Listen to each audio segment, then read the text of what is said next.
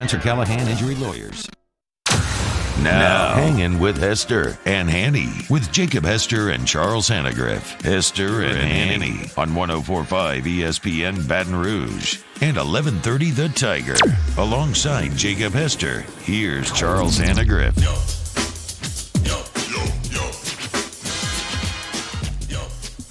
Yo, and welcome into Hanging with Hester and Hanny, presented by Richards Honda here on a Friday afternoon, TGIF. No Hanny, but we do have a Hunt.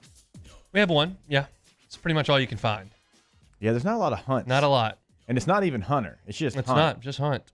It's okay. My dad's just Joey, not Joseph. So, it's okay. It is okay. I'm going to live. I like you. So I wish that I was more closely related to the family that owns the Chiefs and Lamar Hunt. I'm actually related to them. I just don't have any of their You money. actually relate to the singer Robert Palmer. I'm not, actually. But I wish I had some of his money, too. Probably doesn't have I don't have any of those people's money. Yeah, Cade and Paul on the ones and twos. We've got a big lineup planned for today. Of course, every single Friday brought to you by Small Sliders, Nicholson at East Boyd. Slide on through. Actually just did some construction over there we told you about. So even more equipment over there because they had so many people going over to Small Sliders. If you haven't tried it, you need to make sure you do it today. Really do, because that place is good. All right, let's go ahead and give the lineup today because it is a big one. Jenna Lane of ESPN joins us at 12:15 to talk Saints Bucks. Of course, she covers the Buccaneers for ESPN. Looking forward to that conversation. Peter Burns at 1:15 from the SEC Network and SiriusXM Radio at 2:15. Tom Van Haren, the lead recruiter over at ESPN, will join us to talk Tigers. And Playboy Marty comes on at 2:30 to give us his picks. I mentioned we were doing picks, and Hunt, of course, said, wait a minute, can I do college basketball? I can't find any lines. I got one hot pick that I'm telling you. I don't even know what the line is, but I know what I'm taking. How can you not find lines when you just listened to The Ottfather for 2 hours? Well, I was looking. I looked at 3 different sites. None of them are posted for tomorrow. They're all Friday lines. Give me a Saturday line. There's one game I know that I'm going to pick, and I don't even know what the line is, but I know what side I'm taking, and I can't find it. It's okay, young grasshopper. We will get you to those lines. Trust me, that. You can find. I've never a line placed for a wager of any significance. I've been to a couple sports books, but I don't even know how to bet on a game. It's really it's not that hard.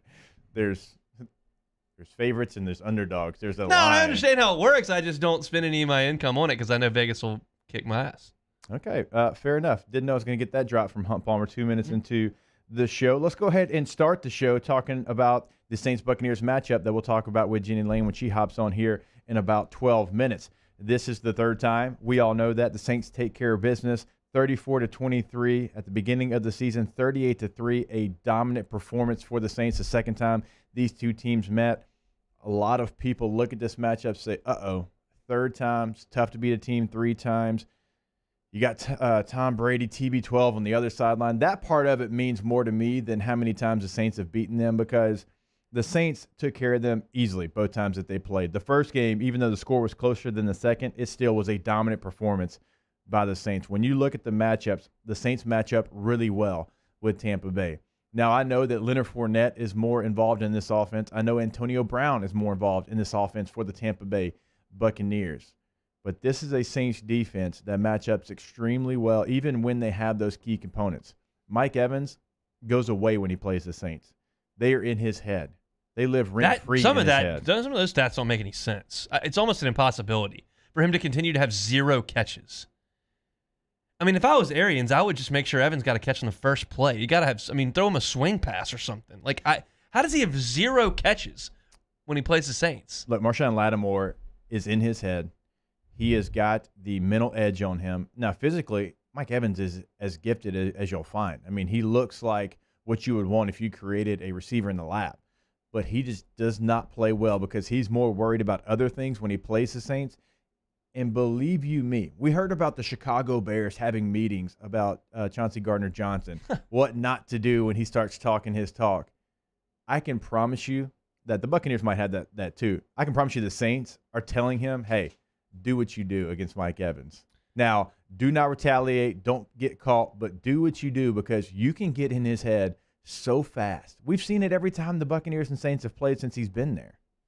And look, that second game that these two teams played, 38-3 tells the story, but you dive into the box score. We all watched it. It was a bloodbath, but I mean, the Saints outgained them 420 to 194. Time of possession was 40 minutes to 20 minutes. It was just, Brees was his efficient short passing self. He was 26 out of 32, threw 4 touchdowns, only 222 yards with that quick passing game. And look, Brady has thrown 12 picks this year, 5 against the Saints. Yeah. That's almost half. So they've just dominated. The thing that the Saints took away in that second game was the running game. The Bucs could not run the football. They didn't even try. And so once you do that, seriously, they ran for 8 yards. They didn't even try. They didn't have the ball that much, so you can't run it a ton. But it's the Saints' defensive front against the Bucs' offensive front is where these games are getting decided. That's just the facts. When you make Tom Brady uncomfortable at this point in his career, and we all know the Saints' defensive front is going to get after you. We know they can get pressure with only 4. They're one of the best teams in the NFL at doing so. They've got 2 edge guys that make it a nightmare all night long. You got Sheldon Rankins, who's playing at a very high level now that he's back and fully healthy. When Tom Brady's feet are moving, he is not comfortable. Now, in New England, he had an offensive line that he trusted. He knew them. He got the ball out of his hands. A lot of teams couldn't make them uncomfortable. Teams have been able to do so now with him in the Buccaneers role, and the Saints make him more uncomfortable than any other team. They are going to put a premium on getting after him. Now, if you get caught sometimes and you think it's going to be a pass and you're rushing and Leonard Fournette hits a 18-yarder, you live with that because you know how uncomfortable you're making Tom Brady and you're getting him off of his spot. And he has shown he will rush a decision. He will throw it to you if you make him uncomfortable. And it appears Fournette is going to be the guy for them tomorrow. Ronald Jones is a game-time decision. Fournette's going to start the game. Bruce Arians has announced that. So that's the running back that they'll go out there with. Antonio Brown is more involved in the offense now than he was. Certainly wasn't even there for the first game they played. So there are some differences, but the fact of the matter is that you can change all those ancillary parts on the outside all you want. If you get your butt kicked at the line of scrimmage, it doesn't matter. I've seen a lot of talk of Rob Gronkowski going against the Saints secondary and Malcolm Jenkins kind of being the guy that people point to saying they can't wait to see that matchup. Let's not forget, we've seen that matchup. Gronk had 1 catch for 2 yards. 6 targets. They targeted him 6 times. He only caught 1, and it was for 2 yards. The Saints have done a fantastic job covering a guy like Gronk. Now, we all saw the Raiders game. We saw what happened, and that tight end went off. Now, you're talking about one of the better tight ends in Waller in the entire NFL, and teams tried to replicate that. That's not where Gronk's at this point in his career. That was not necessarily because of what the Saints had given up, but who they were going against, and they fixed that issue. Because when you look at how they've handled tight ends since that game, they've been pretty good. And Rob Gronkowski at this point is someone who doesn't have necessarily that skill set. Now, on the goal line, if you're in the 7-yard and you're in the red area, you're in the red zone, yeah, he's still Gronk. He's got a size advantage. But as far as him lining up there, catching 8 passes for 90 yards and 2 touchdowns, that's not where he's at this point. So that matchup to me, I'll be completely honest with you, that doesn't bother me. Now, can Chris Godwin, can Antonio Brown, because of their speed, can they get behind you? Does that make you nervous more than the others? Yeah, Gronk is a big body, and he's scored some touchdowns this year, but in terms of just racking up a ton of yards, that's not where he's at. He scored 7 times. He's catching it for 13 yards a catch, but he's not taking over games like he once could. That's just not him. He's still a big problem when he gets that body on you in the red zone and you can't get around him. He's got that long catch radius and good hands, but he's not going to roast you over the middle of the field. Nothing like what Waller did with the Raiders. Does Will Lutz make you nervous at this point, the Saints kicker? He should. If you're saying, he's just been a little wobbly. I'm not going to absolutely roast the guy for missing a 50-yarder last week, but for his career, he's been money from 50 yards. So there's a little theory. There's a guy down the street that nails 50-yarders, so maybe we're a little spoiled. No, exactly. And there's a little theory going on in the Palmer house. The fiance got a Lutz jersey for Christmas and is thinking about not wearing it anymore because she's not feeling great about his performance. Wait. She got the kicker's jersey? So it was between Lutz and Morstead because why does she like them? Well, because that's a great question. Because they post on Instagram and they love their families. That's why she likes them. She watches more when we go to games. She watches Morstead on the sidelines. The punters practice dropping the ball. Yeah. I've seen her do that. She can do it. Because she sees him doing that. Who notices that? It's just it's It's just more. You never know what everyone's doing in the Superdome. Everyone's got a little bit of a different game day agenda, but she loves. Can they you love buy their that families. jersey, or do you have to like customize to get the kicker's jersey? You can get anybody's jersey. Okay, well, I don't know. I don't typically go and There buy were NFL jerseys. after the Saints went to the Super Bowl, there was a pretty good amount of Hartley jerseys after he sent them there. There's a lot of Hartley jerseys. All right. Well, Will Lutz is 82% on the year at this point. That's 21st in the NFL. And some of this, I think, is because he was so automatic. We knew him. Once he lined up, it's going in. You don't even watch the kick at some point in his career. I listened to Matt yesterday, and we'll get your take on it. I mean, the Saints brought in Blair Walsh, and they said it was for COVID stuff, just in case. We got to get him cleared because they brought in Quan Alexander, and he couldn't play because they have to do the onboarding thing to get guys cleared. Do you buy we just want to be sure we have a kicker, or do you think they were looking for a backup plan in case Lutz goes haywire? No, it's for a backup plan. I've been on too many NFL fields every single Monday afternoon. Sometimes it'd be on Tuesday. You'd look out, and there's a punter, there's a kicker, there's a returner. Somebody's out there trying to take your job. It happens every week. They don't bring those guys in just to lose the money on the flights and the hotel stay. They bring them in because they want to, they're looking in case you continue to slide. They're going to call that person, or B, for you to notice that they're out there to get you motivated, get your ish together, or he's going to be our kicker, he's going to be our punter. That's why they do that. Now, the COVID stuff might play a factor into it, but it is not the only factor. I can promise you that. And I've been on the other side of that too. I've been in a facility when I've been the guy working out, and everybody's looking at you like, "Get out of here, pal." I don't know who you're trying to replace, but it's interesting because look, the Saints. I mean, Lutz has just been so great, but kicker is such a volatile spot, like you're talking about, and it's reasonable to, if we're talking hypotheticals, that the Saints win the ball game on Sunday and he misses a 48-yarder, and that's it. Like we cannot give away 3 points with this roster and this opportunity. You got to make them all. And if you're going to be wobbly and lose your confidence and have the yips, we may have to move on. It's not like Blair Walsh is without mental scar tissue. I mean, we know it's happened in his career. In the playoffs. So, that's not exactly a foolproof backup plan. And I don't think it's going to happen because Lutz has got a really good track record, and he's probably the best option they got. But it's reasonable to think about. Yeah, and it's nerve-wracking. I've been in a playoff loss. We lost because the kicker missed some easy chip shots that he normally made. It is definitely a part of the game that makes you as nervous as anything. Something we'll obviously continue to pay attention to when it comes to the New Orleans Saints, and a kicker we knew for a long time to be almost automatic. All right, Jenna Lane from ESPN joins us. She is a Tampa Bay Buccaneers reporter, covers the team every single day. We'll get great insight from Jenna when we come back here on Hangin with Hester and Hanny, presented by Richards Honda. Hangin with Hester and Hanny. It's the divisional round in the NFL playoffs. Our coverage starts Saturday at 3:35 when the Packers host the Rams, followed by Bills-Ravens at 7:15. Then Sunday, the Chiefs host the Browns at 2:05, followed by the Saints-Buccaneers at 5:40. The NFL lives on 104.5 ESPN Baton Rouge. This is a house call.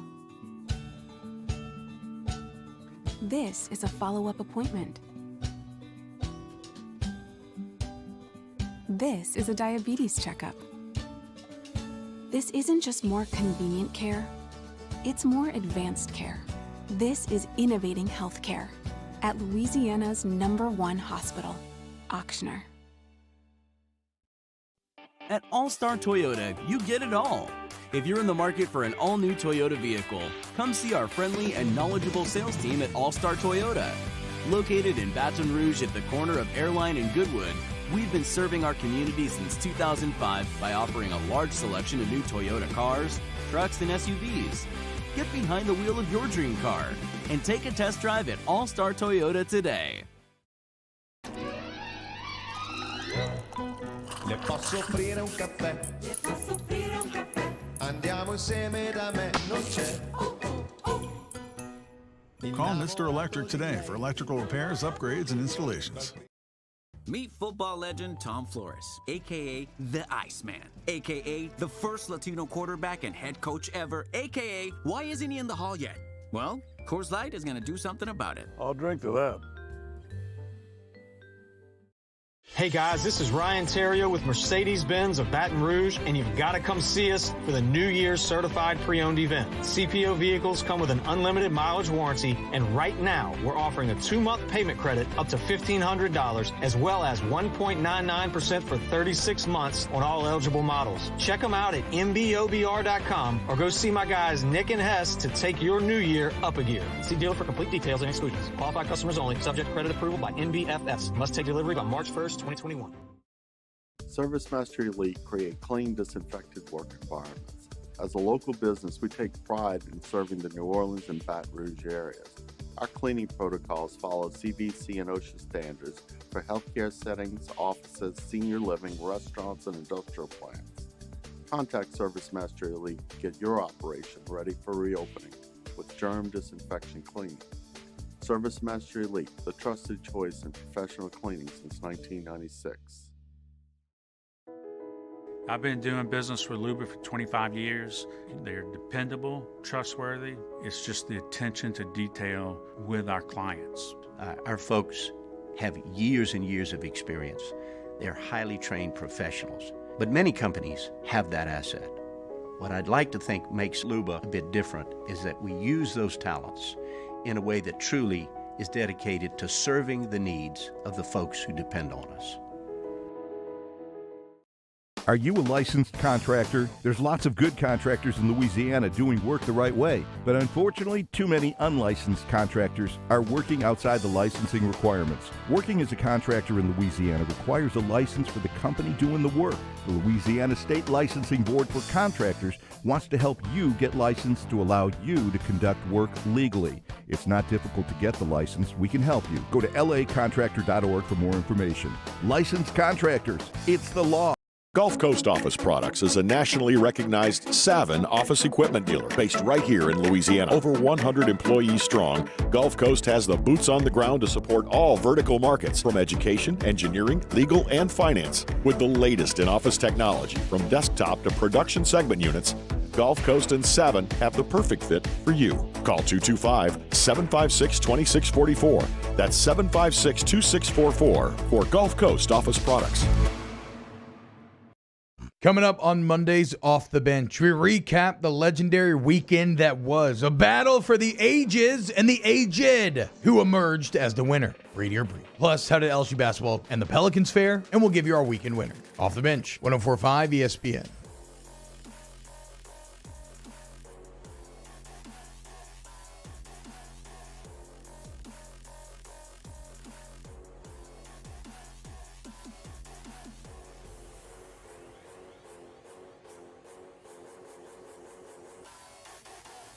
Hangin with Hester and Hanny on 104.5 ESPN Baton Rouge and 1130 The Tiger.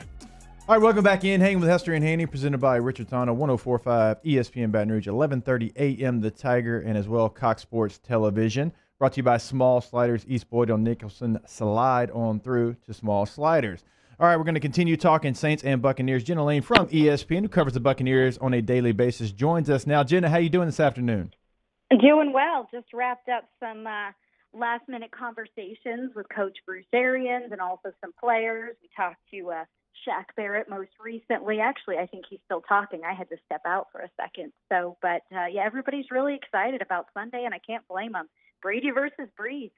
Well, we appreciate you taking a couple of minutes here, and obviously you still have some responsibilities going on, so we appreciate your time. And you mentioned Bruce Arians was talking with the media, and of course, since we're here in the state of Louisiana, we'll go ahead and get this one out of the way. Leonard Fournette expected to start at running back for the Bucs?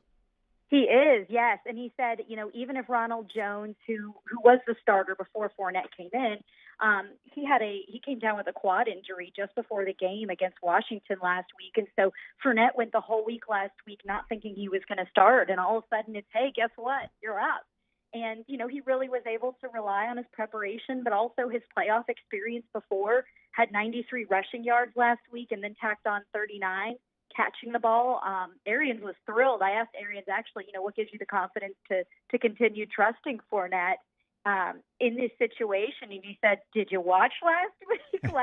So he was super thrilled with his performance and everything. But, even if Jones can play, he'll still be up first. So, they're really excited about what he can do. And And I also got to give him a lot of credit because he's talked about it throughout the season. He talked about it with us this week. It was not easy for him to go from being the guy on so many offenses that he's been part of. You know, the offense, especially in Jacksonville, went through him. He wasn't the focal point when he got here. He had to learn to be a backup. That wasn't easy for him, but he accepted the role. I asked Bruce Arians about that, and he just continues to sing his praises about, you know, just how much he's meant to this team and how much they've appreciated his willingness to take on a different role. Jenna, how different is this team from the last time these two teams met in November? Because we're talking about Leonard Fournette. Antonio Brown now seems like he found a role with this team. I know Rob Gronkowski's had better moments since then as well. So how different is this Buccaneers team since the last time these two teams met? Well, I think you summed it up right there. You know, that was Antonio Brown's first week with the Bucs, first week practicing with them.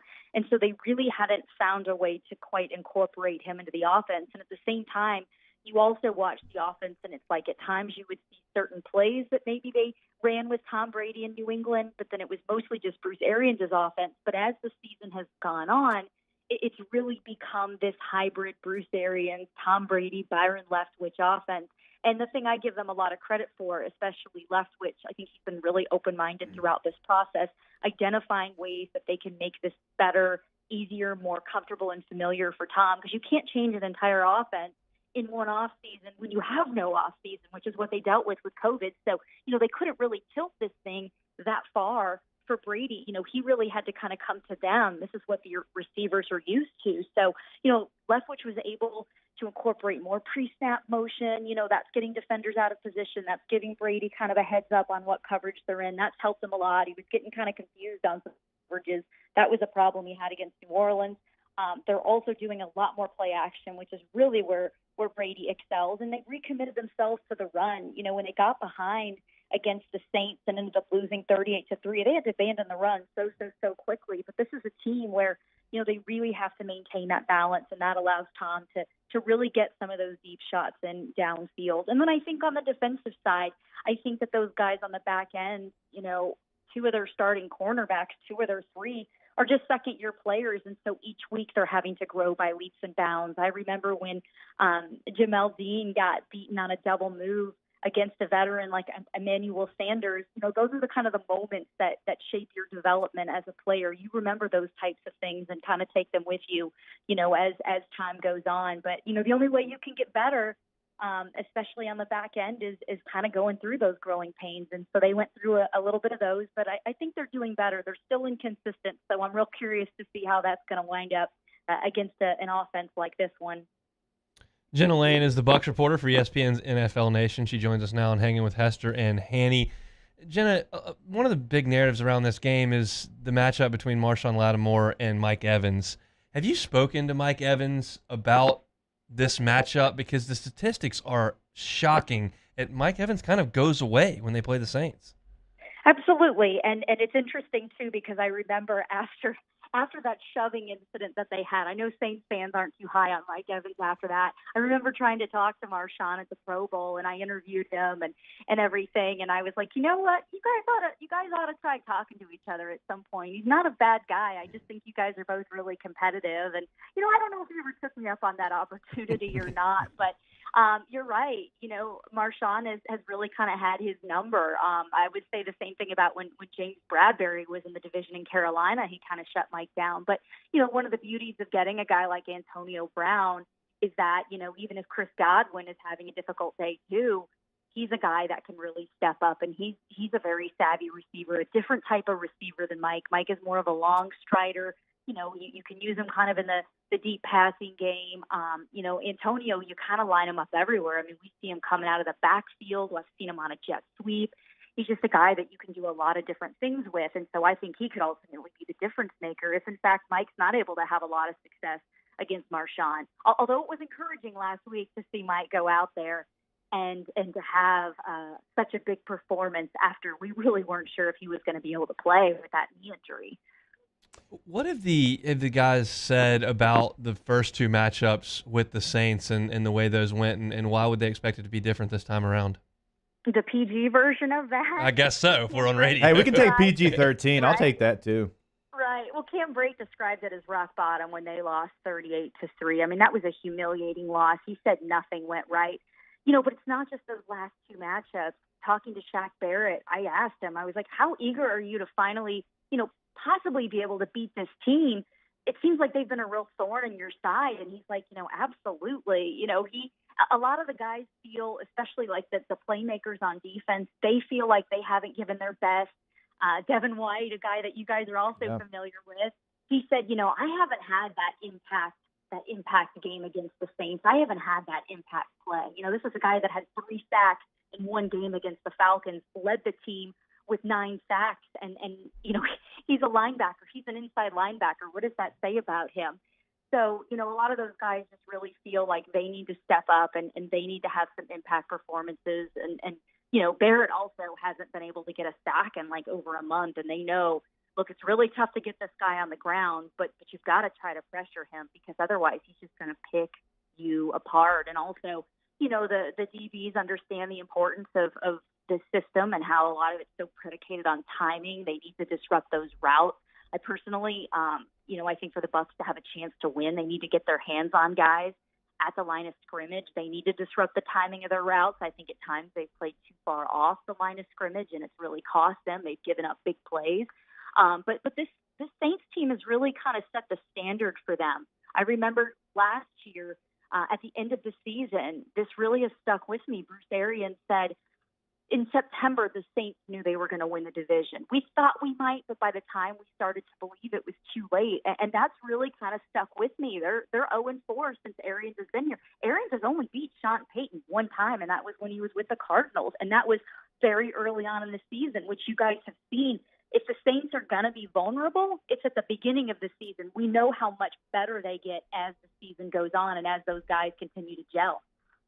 All right, Jenna, we've kind of buried the lead, and you did, and you started off talking about Tom Brady and Drew Brees. We're like 13 minutes in. We hadn't even talked about the matchup of potentially, two of the greatest to ever do it. I mean, when you start looking up the statistics of what these guys have done, I mean, they are the greatest, and obviously that's always a debate, but this is literally like an all-time quarterback matchup by two of the greatest that we'll ever see play, and I can't think right now off the top of my head another matchup like this with two guys with their credentials coming into a game. And I love the fact that they both have a sense of humor about it. Yeah. That's one thing I've noticed since Tom got to Tampa is that, he does some self-deprecation. You don't always see that from guys that are fiercely competitive and that just have to win at all costs. But you do see that from him here. He poked fun at himself for that 4th down gaff he had against Chicago, and then he puts out a History Channel meme with him and Drew Brees. I like the glasses on Brees. I totally think he should do that when he comes of a certain age. But, it was so fun this week just hearing those guys talk about each other. I mean, they're not like the best of friends per se. I think it's kind of difficult to do that when you are in the same division and you are vying for the same records week after week and you are having to be such fierce competitors. And both of those guys want to win so badly. And I know how much Drew wants to win it, before he ultimately decides to retire. But it was so great hearing just the mutual respect and admiration they have for each other. Tom talked about the fact that when he first got to New England, his roommate was a Purdue guy, David Nugent. And so he kind of came to learn more and more as time went on about Drew from afar. And so that always kind of shaped his perspective of him. But they texted each other this week, and Drew even said, I knew this was going to happen. Like 8 or 9 months ago, I knew this matchup was going to happen just because of what Tom Brady brings and the expectations he has and the expectations we have. So, but I thought the funniest part, honestly, was when, I asked Tom about the matchup, and he said, well, I've got some more experience on him, some more life experience. I've got 18 months on him. And then he forgot. He actually had a senior moment midway through. He actually forgot whether or not he was, in fact, 18 months older or younger than Brees. Or maybe he just stumbled. But either way, I think it's funnier if you call it a senior moment. Right. But everybody on the Bucs coaching staff has just said, and this is from Arians, this is from Todd Bowles, it's just such a testament to those guys, what they put into the game, how they take care of their bodies. And just their passion and their love for the game that's kept them in it for so long. Jenna, fantastic stuff. Can't thank you enough for your time this afternoon. We really appreciate it. Absolutely. Great catching up with you guys. Hopefully we'll do it again sometime. Absolutely. There she is. Jenna Lane does a fantastic job covering the Buccaneers for ESPN. A lot of great insight. This matchup, intriguing all over the place, Hunt. It's a Saints playoff game. Like, we're always going to tune in. But it being Brady and Brees, that does bring a little extra for me. Yeah, it does. It's just it's a big game, and it's one that the Saints expect to win. They're in this game almost more often than they're not now, and it was interesting to me last week the demeanor of my friends who are huge Saints fans when the Saints won the playoff game. They weren't thrilled with the way the Saints played. Got to get better. And I'm thinking, man, I can remember a time where the Saints won a playoff game. They threw a parade. It was a free for all, and that's. The organization has progressed to the point where they expect to be in this game, they expect to win this game, they expect to go to the Super Bowl, or it's been a disappointment. And that's a great thing for Saints fans. All right, we'll take a break. Still much more to come. We've got Peter Burns still set to join us, Tom Van Heeren, Playboy Marty. A lot to get to here on a TGIF edition. Hanging with Hester and Hanny, presented by Richard Honda. Hangin' with Hester and Hanny. All right, brought to you by Tiger Air. You can find them online at tiger-air.com. We tell you all the time, they are your go-to air conditioning and heating service in Baton Rouge. There's so many things to love about Tiger Air. You're going to get unbelievable customer service. You can check out the testimonials right there on their homepage.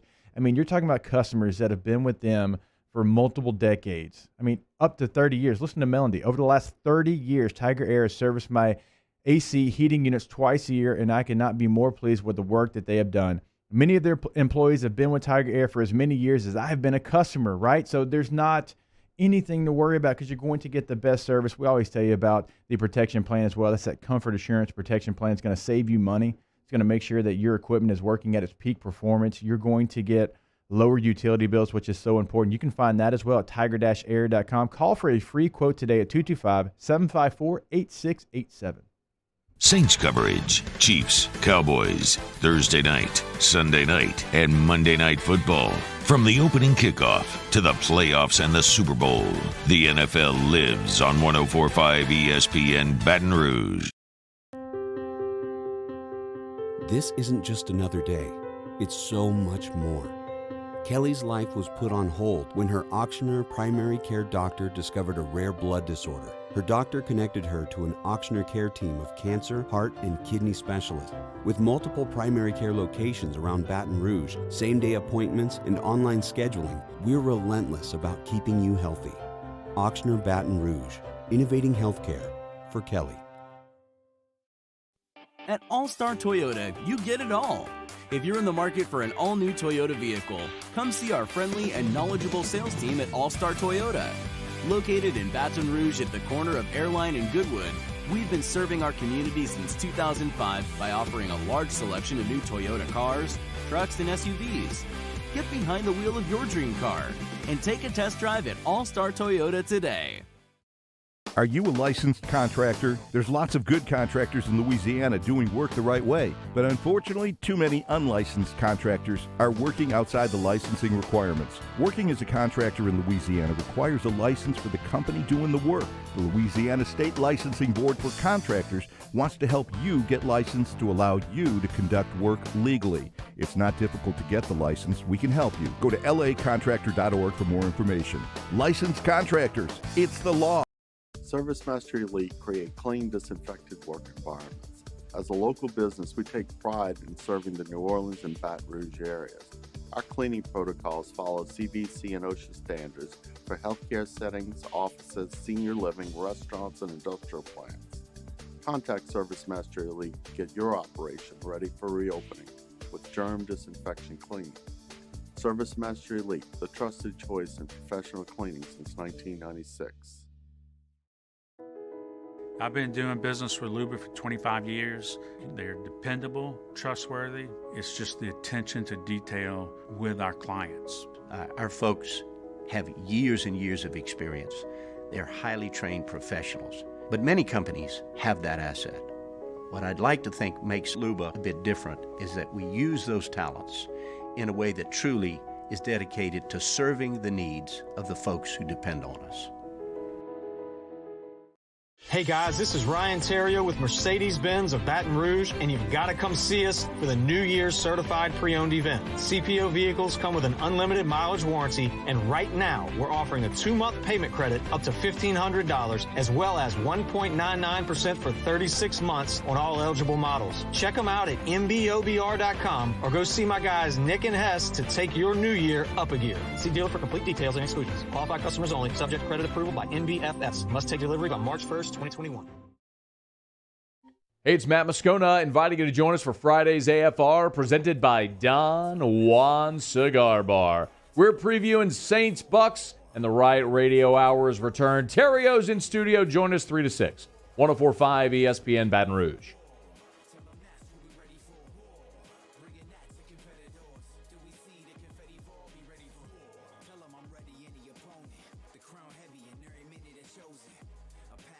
Hangin' with Hester and Hanny on 104.5 ESPN Baton Rouge and 1130 The Tiger.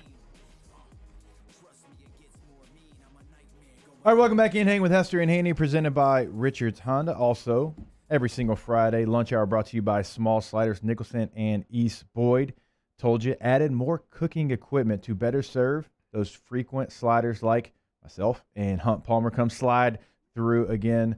Sliders, fries, shakes. Do not forget about the ices as well. Yes, I'm a giant child. I love getting an icy. Small Sliders, Nicholson and East Boyd. You know what I like about Smalls? It's like, don't try to do too much or do something and be good at it. They're good at that. They make burgers, they make fries, they make shakes, they make ices. That's it. That's what you get. That's great. I'm completely Love with it. you. I know exactly when I pull up. There's no menu looking. Like, I know exactly how many what I'm getting. That's a great point as well. All right, we've got playoff action. Obviously, we spent a bulk of the time talking about Saints and Buccaneers. Big playoff action all across the board this weekend. I've got a question for you. And I think I know your answer, but it's worth throwing out there. Chiefs or the field to win the Super Bowl? Chiefs. I was sure you were going to take the field. A pro thinks everybody's got a chance. We're going to, I thought for sure you would take the field. And when I look at the field, there's so many people: Aaron Rodgers, Drew Brees, Tom Brady, Lamar Jackson, who's won an MVP. The way Josh Allen's playing. That's a great point. But the Chiefs always are in a game. They're never out of a game. It doesn't matter the score. It doesn't matter the situation. Look at the Super Bowl last year. I thought they were done. They were done. You're playing against that physical defense, a team that runs the football, so they're going to try to take as much clock as they can. But when 15 has the ball in his hands and he's got those weapons, they can score in the blink of an eye. And that's why they're never out of it, right? And I actually look at what they did to end the season, all those one-score games, as a positive. They were in the battle. They had to find a way. Sometimes it wasn't pretty, but they still won the games. The Chiefs are so dynamic on offense. They have enough on defense. They have, of course, the Honey Badger, who's an all-pro yet again this year. They can make enough plays on that side of the football. It's hard for me to pick against the Kansas City Chiefs. I really enjoyed. I mean, everybody knows I don't watch as much NFL as most that are listening, and certainly as you. But I did watch the Saints-Chiefs game. I watch the Saints most weeks, and the creativity in that offense with the screen game that they ran, it looks a little. My untrained eye, when I watch the NFL, it looks it's incredibly crisp and it's efficient and it's effective. But college looks more creative to me because you can trick defenses a little easier in college. Right. It's a little more freewheeling. They look like a college team out there with the motions and the screens and the misdirection, all that kind of stuff. It's something to watch. Those guys, I mean, you're talking about Reed and Bieniemy, they got it cooking over there. So I can't tell you, and this is kind of sad, I can't tell you how many times I've been watching the Chiefs, because our listeners know I've got a Chiefs fan in my household because of Clyde and the Honey Badger and my homeboy, as he calls him. So we watch some Chiefs games. We've actually gotten a lot in Baton Rouge this year. They'll have something, a play design, and I will run and go get a pen and paper for my son's teams, and I will draw. I can't tell you how many plays we had that were like, base right Kansas City this year. I mean, they're so innovative. Like, I want to steal everything that they do. There's so much movement pre-snap. There's so much motion, obviously, pre-snap. And where these guys end up, it's so difficult to cover every area of the field because they're elite Well, you got that you have to cover every area of the field. You got to deal with the motion, the deception, all that kind of stuff. And then even if you do defend it correctly, you've now got to tackle Mahomes or get to him, and then they get it to Tyreek Hill, who's running all over the place. Like it's just a nightmare to try to do. I know that the game plan, if I'm playing against them, like I just mentioned, the 49ers tried to do in the Super Bowl, keep the ball away from that offense. Try to take as much clock as you can. Can the Browns do that with the backs they have? They can definitely give it the old college try. They've got Kareem Hunt, who's probably got a little bit of an axe to grind with the Chiefs, right? He got released from there. We all know what happened. And you've got Nick Chubb. Okay, so you've got two guys that have the capabilities to do it. Baker Mayfield's only thrown one interception in his last 10 games, and that was against the Ravens. He's taking care of the football, right? So the Browns have momentum. I don't want to take anything away from what the Browns were able to do in Pittsburgh last week. Jarvis Landry is playing at an extremely high level right now. They've got weapons, but the Chiefs, to me, whatever weapon, it's kind of like we saw with 2019 LSU, 2020 Alabama. You can have weapons. You can have some success. We're going to have more at the end of the day. When I think about trying to bleed the clock and keep it away from the Chiefs and try and that kind of the visual that comes to my head is trying to put out a grease fire with a hose that's like leaking out, like barely coming out. You got to fight fire with him. I think if you're going to try to beat the Chiefs, you need to show up to the office if you're an offensive team and say, we got to go score 40. I don't care about ball control. I don't care. We have to find a way to score 40 points. That's how I would look at my game with the Chiefs. And look, their games have not been shootouts. The Browns games have not been shootouts over the back end of their schedule. 24-22 versus Pittsburgh, right. 23-16 against the Jets, the Giants 20-6. But they did get into one with the Ravens and lost 47-42. They got into one with the Titans, lost 41-35. You got to look at Baker and say, hey, bud, we got to go. We got to score. All right, so we spent a lot of time talking about the Chiefs and Browns. Obviously, we'll talk Saints and Buccaneers. We've done it most of the show. We'll continue to do it throughout the show. When you look at the other two matchups, the Bills playing the Ravens looked like a different team last week. We know they've got some Jimmys and Joes. Nobody right now, I think they appreciate the Bills, but they don't really take a look at them because it's like, oh, it's the Bills, right? And sometimes when you haven't been in this situation, you kind of go to the bottom and people kind of forget about you and say, oh, it's nice that they're in the postseason, but that's as far as it will go. And the game against the Colts was close. Let's not forget the Colts were 11-5 as a 7 seed with a quarterback that has got top 10 passer rating of all time in Phillip Rivers. Okay, so it's not like I'm going to slight them for coming out with only a 3-point victory in the postseason. But the Bills, and to your point, you mentioned Josh Allen, they've got so much juice. They're a team that's exciting to watch. The Ravens are exciting to watch. This might be the most entertaining game of the weekend. Here's what we're going to hear on Saturday's games. Rams at Packers, Ravens at Bills. We're going to hear, oh, football weather, yeah, snow. Yeah. No, this is me rolling my eyes going, this compromises the game and makes it kind of a fluky. You got people slipping and falling, and I hate it when it snows. It's cool to look at on TV for 5 minutes, but the product is far worse. But I think it's going to be a storyline.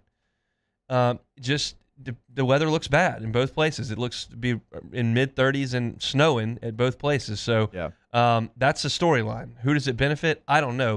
Whenever I look at inclement weather coming in, to me, it benefits the lesser team. That's what I always go to when the weather impacts because it brings some luck into the equation.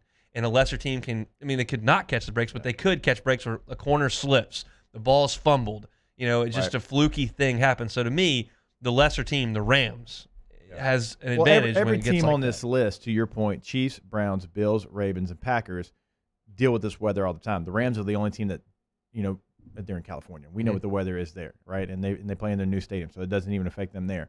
So all of those teams actually have multiple games they can point to and say, hey, we played in this weather before. I've been in both situations. I've been on the Denver Broncos. We practice outside. We're used to the weather. Snow didn't bother us because that's what we practice in every single day. Like we didn't go to an indoor. If it's snowing, we're going outside because that's what we're playing in.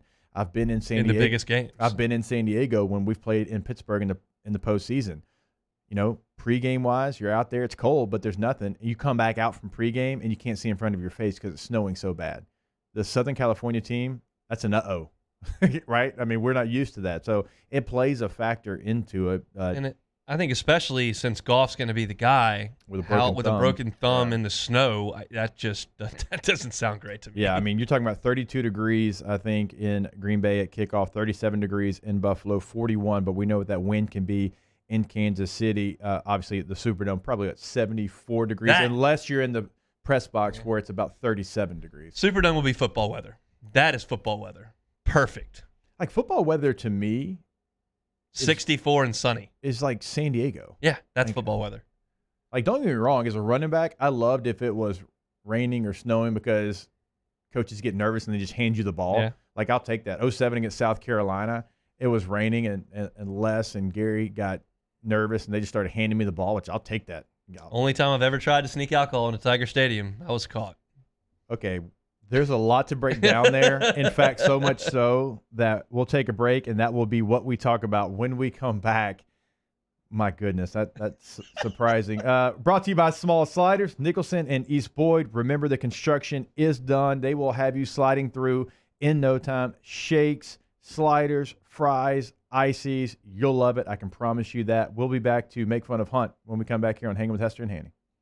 Hangin' with Hester and Hanny. All right. Brought to you by Patient Plus Urgent Care. Feeling under the weather, not sure what to do, put your mind at ease at Patient Plus Urgent Care.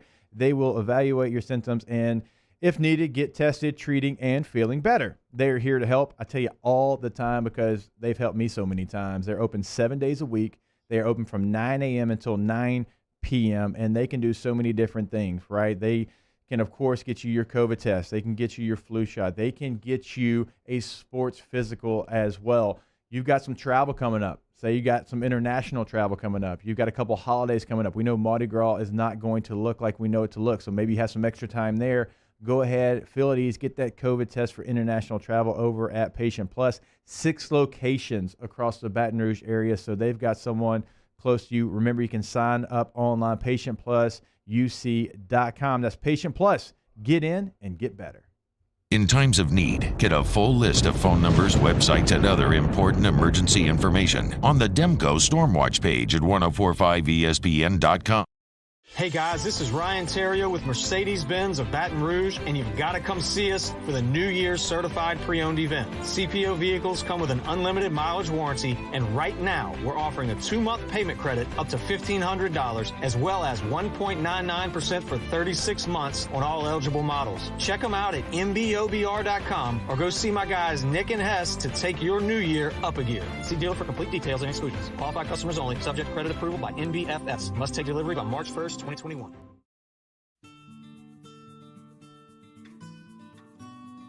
This is a house call.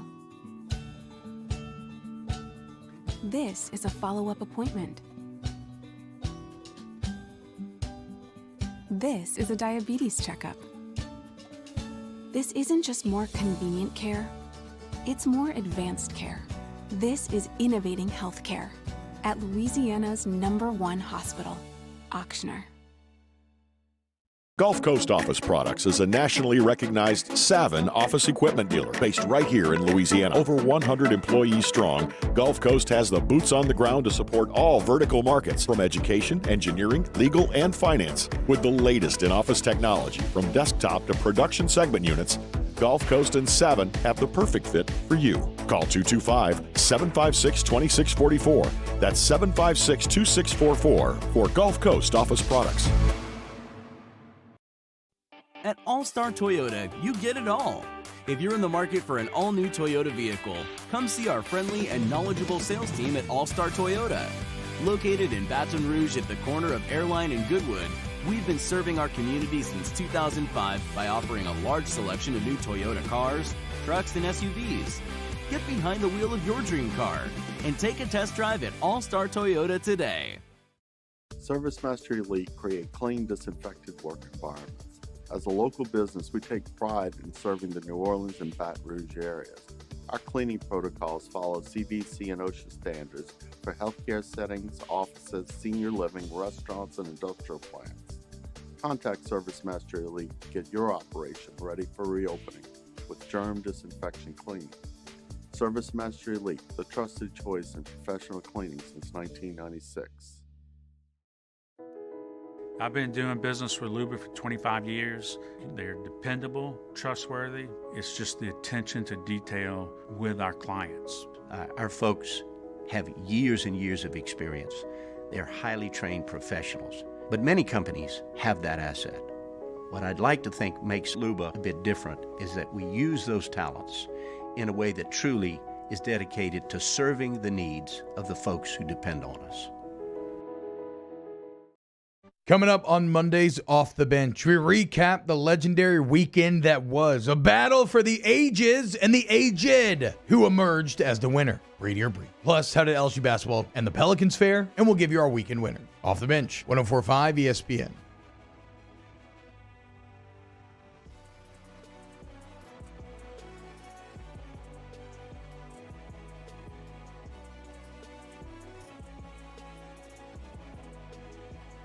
Hangin with Hester and Hanny on 104.5 ESPN Baton Rouge and 1130 The Tiger.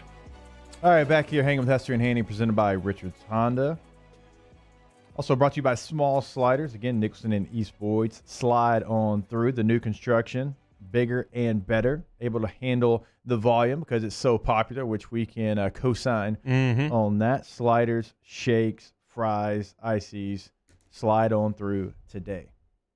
All right, let's make fun of you real quick here, Hunt Palmer. Okay, so South Carolina, 2007. The old head ball coach is in town.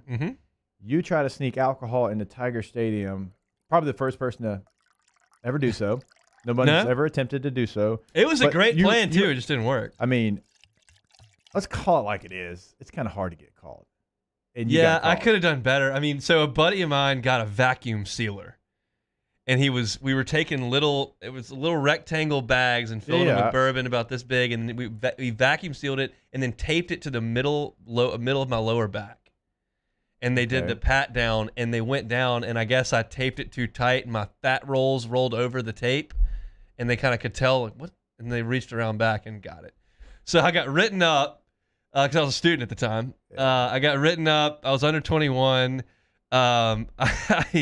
They kicked me out and had to go see the dean and go to this class or something. What? But I was on the way out, and one of my buddies I was like, I got kicked out. I can't go in. And he gave me $50. I had to walk around and try to get a ticket. I didn't have any cash. I was a college student. Yeah. And I bought a ticket for $50, got in, and it rained so hard that I was able to jump over the wall and go sit with my buddies. So it worked out. You got caught like that.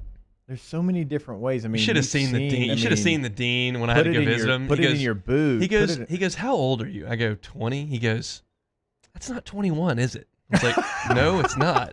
He goes, then why are you drinking? I said, well, I was with my parents. Like, what do you mean? I mean, it didn't go that well. I mean, there's other places you could have, if you're going to tape it. A good exercise they made us do in this class that we had to go to for a drinking on campus deal was you had to calculate the amount of money you were going to spend on alcohol over your 4 years of college. Oof. It's a jarring thing, man.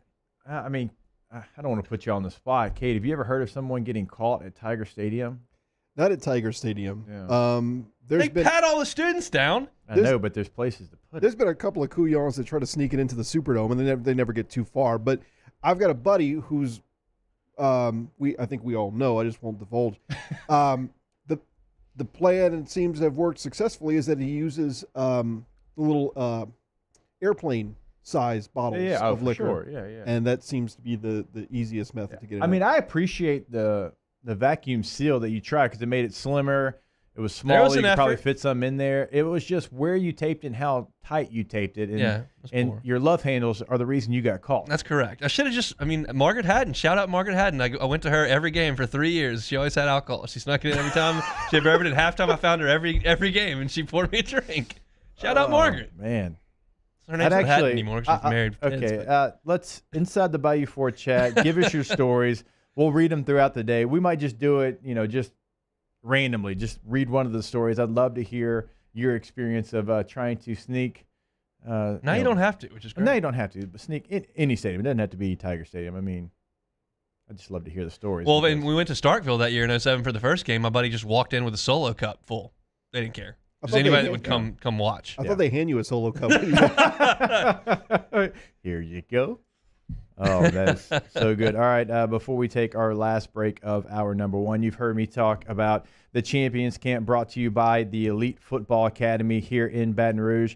Great news. Thanks to an incredible anonymous donation, the cost of the camp is covered. That's right. This camp is now free thanks to a great donation.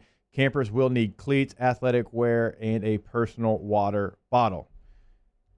It's going to be me, Matt Flynn, Richard Dixon, Marlon Favorite, Craig Steltz. We've got some other great coaches that are going to be with us. Remember, we have 2 age groups. You're going to have your youth age group, which is 8 to 12 years old, your high school, 13 to 18 years old. So they're going to be separated. We're going to kind of rotate amongst the groups. That way we make sure we give equal time to each group. Football fundamentals taught by us. Yes, even Flynn. We'll see if he can get some fundamentals out there. Again, it's going to be at Dunham Stadium. That's 9611 Segan Lane. Starts tomorrow at 8 a.m.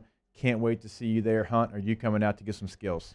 I'm pretty elite, so yeah, I think I would fit right in. I'm a heck of a player. I retired, and I guess what year would that have been? 2002. So I've been out of the league for a while. But you know, that 8th grade team was a hell of a squad.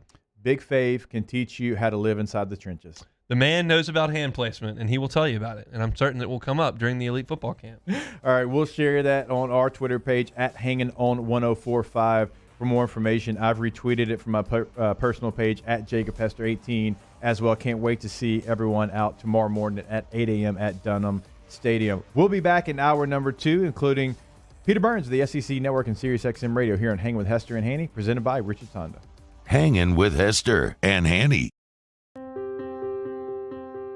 This isn't just another day. It's so much more. Kelly's life was put on hold when her auctioneer primary care doctor discovered a rare blood disorder. Her doctor connected her to an auctioneer care team of cancer, heart, and kidney specialists. With multiple primary care locations around Baton Rouge, same-day appointments, and online scheduling, we're relentless about keeping you healthy. Auctioneer Baton Rouge, innovating healthcare for Kelly. Hey guys, this is Ryan Terrio with Mercedes-Benz of Baton Rouge, and you've got to come see us for the New Year's Certified Pre-Owned event. CPO vehicles come with an unlimited mileage warranty, and right now we're offering a 2-month payment credit up to $1,500, as well as 1.99% for 36 months on all eligible models. Check them out at mbobr.com or go see my guys Nick and Hess to take your new year up a gear. See dealer for complete details and exclusions. Qualified customers only. Subject credit approval by NBFS. Must take delivery by March 1st, 2021. Are you a licensed contractor? There's lots of good contractors in Louisiana doing work the right way, but unfortunately, too many unlicensed contractors are working outside the licensing requirements. Working as a contractor in Louisiana requires a license for the company doing the work. The Louisiana State Licensing Board for Contractors wants to help you get licensed to allow you to conduct work legally. It's not difficult to get the license. We can help you. Go to lacontractor.org for more information. Licensed contractors, it's the law. Gulf Coast Office Products is a nationally recognized Savin office equipment dealer based right here in Louisiana. Over 100 employees strong, Gulf Coast has the boots on the ground to support all vertical markets from education, engineering, legal, and finance. With the latest in office technology from desktop to production segment units, Gulf Coast and Savin have the perfect fit for you. Call 225-756-2644. That's 756-2644 for Gulf Coast Office Products. At All-Star Toyota, you get it all. If you're in the market for an all-new Toyota vehicle, come see our friendly and knowledgeable sales team at All-Star Toyota.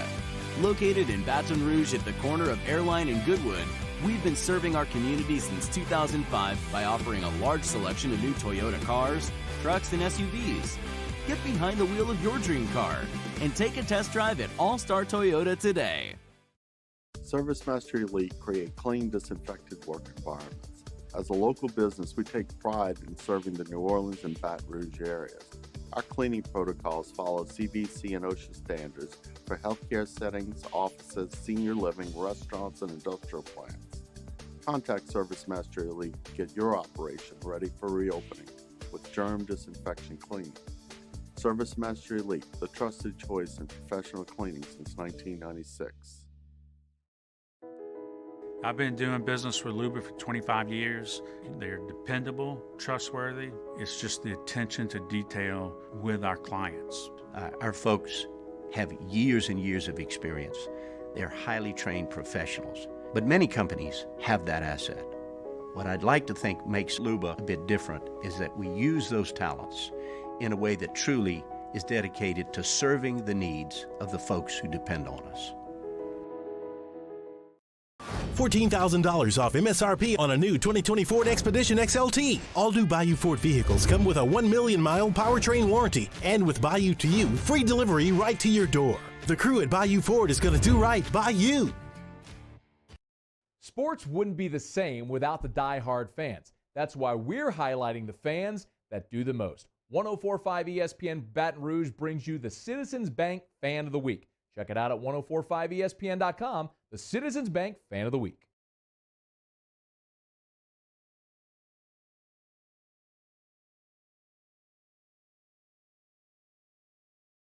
Callahan Injury Lawyers. Now, Hangin with Hester and Hanny with Jacob Hester and Charles Hannagriff. Hester and Hanny on 104.5 ESPN Baton Rouge and 1130 The Tiger. Alongside Jacob Hester, here's Charles Hannagriff. Yo, and welcome in hour number 2 of Hanging with Hester and Hanny, presented by Richard Tonda, here with Hunt Palmer on a TGIF edition of the show. If you're going to be wondering what these next couple of comments are, Hunt got caught sneaking alcohol into Tiger Stadium in 07, so I asked for some of your stories. Let's roll through some of these. I'm 44 and still sneak liquor in. Hey. Shout out.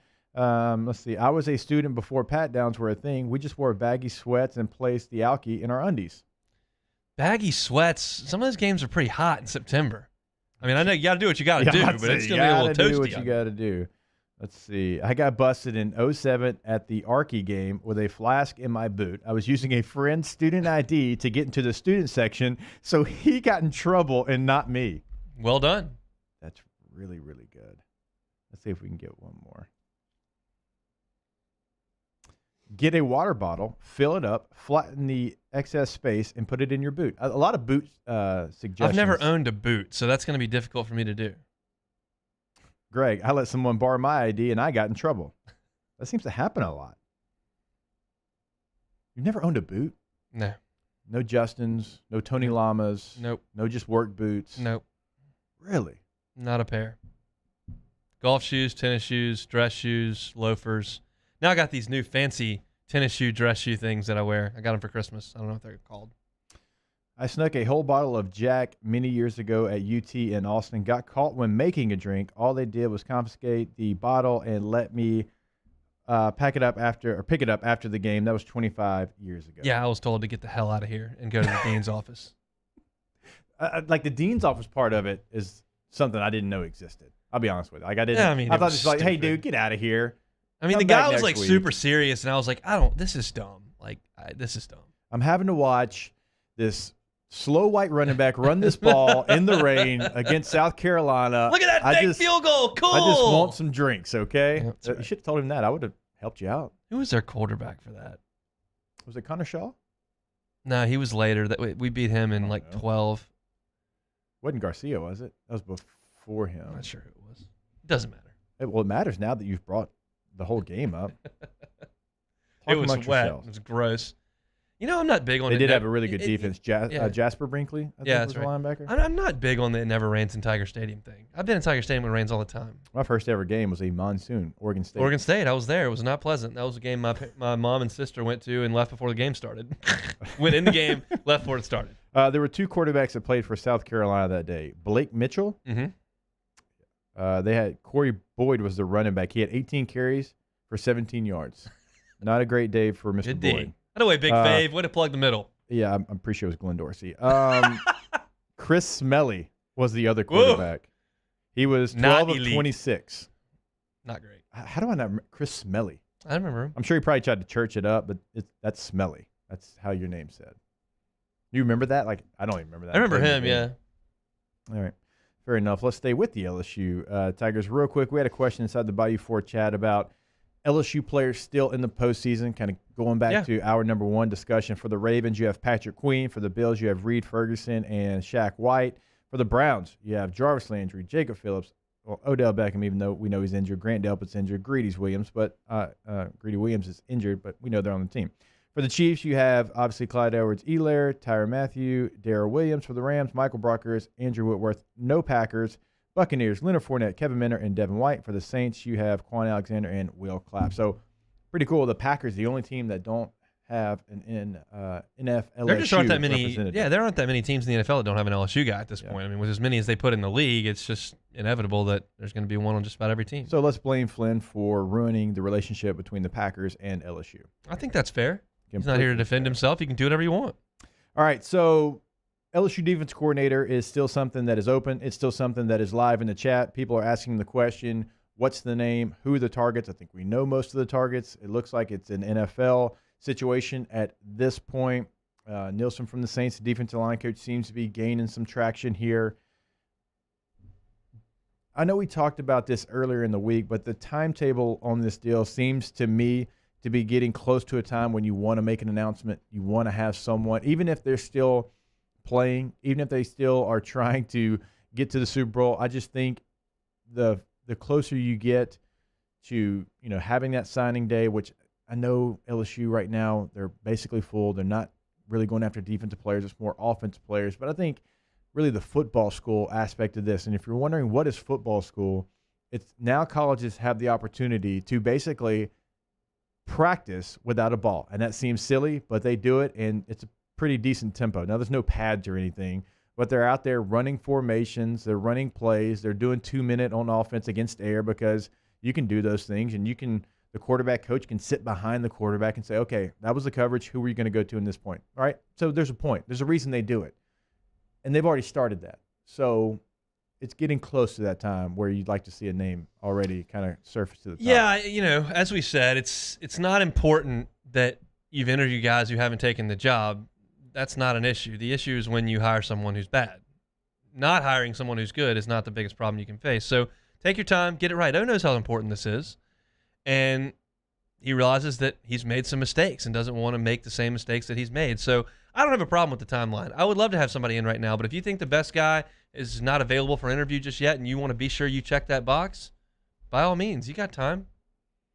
And obviously, these conversations could be taking place behind closed doors. Maybe they're just not something that we know about. Maybe there's not been a formal interview, but it's been more just conversations between here and there, agents, right? So maybe those conversations are taking place. My only worry is right now you do only have Corey Raymond on your defensive staff. Now, Coach O can handle the defensive front part of it, but obviously, being the head coach, you've got other stuff going on. You just hired 2 new offensive coaches. So almost like, hey, get you some help.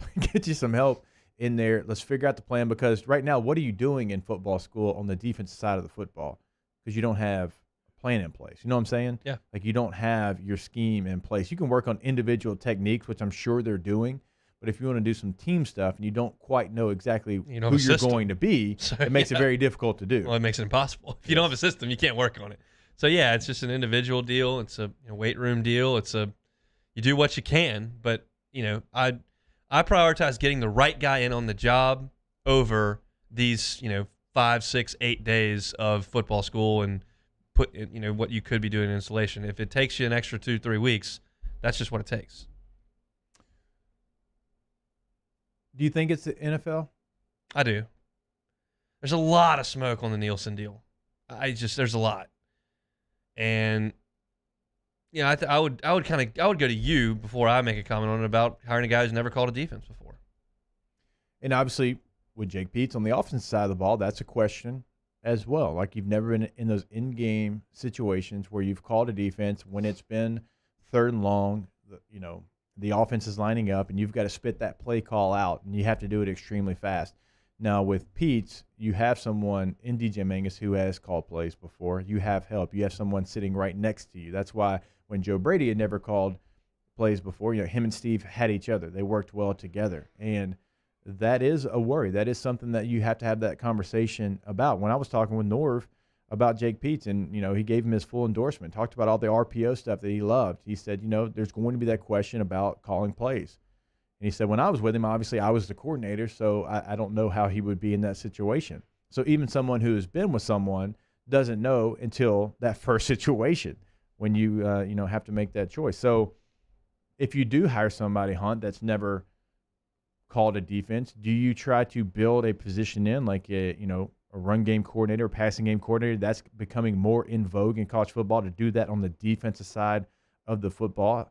I believe Notre Dame had that situation. They had a passing game coordinator on defense a year ago. That potentially, because remember, you do have that extra spot if you want to use it. Bill Busch leaves, and so if you want to say, hey, Corey Raymond's going to do this, the passing game or run game coordinator, whichever way you go, is going to do this, and the defense coordinator is just going to oversee everyone.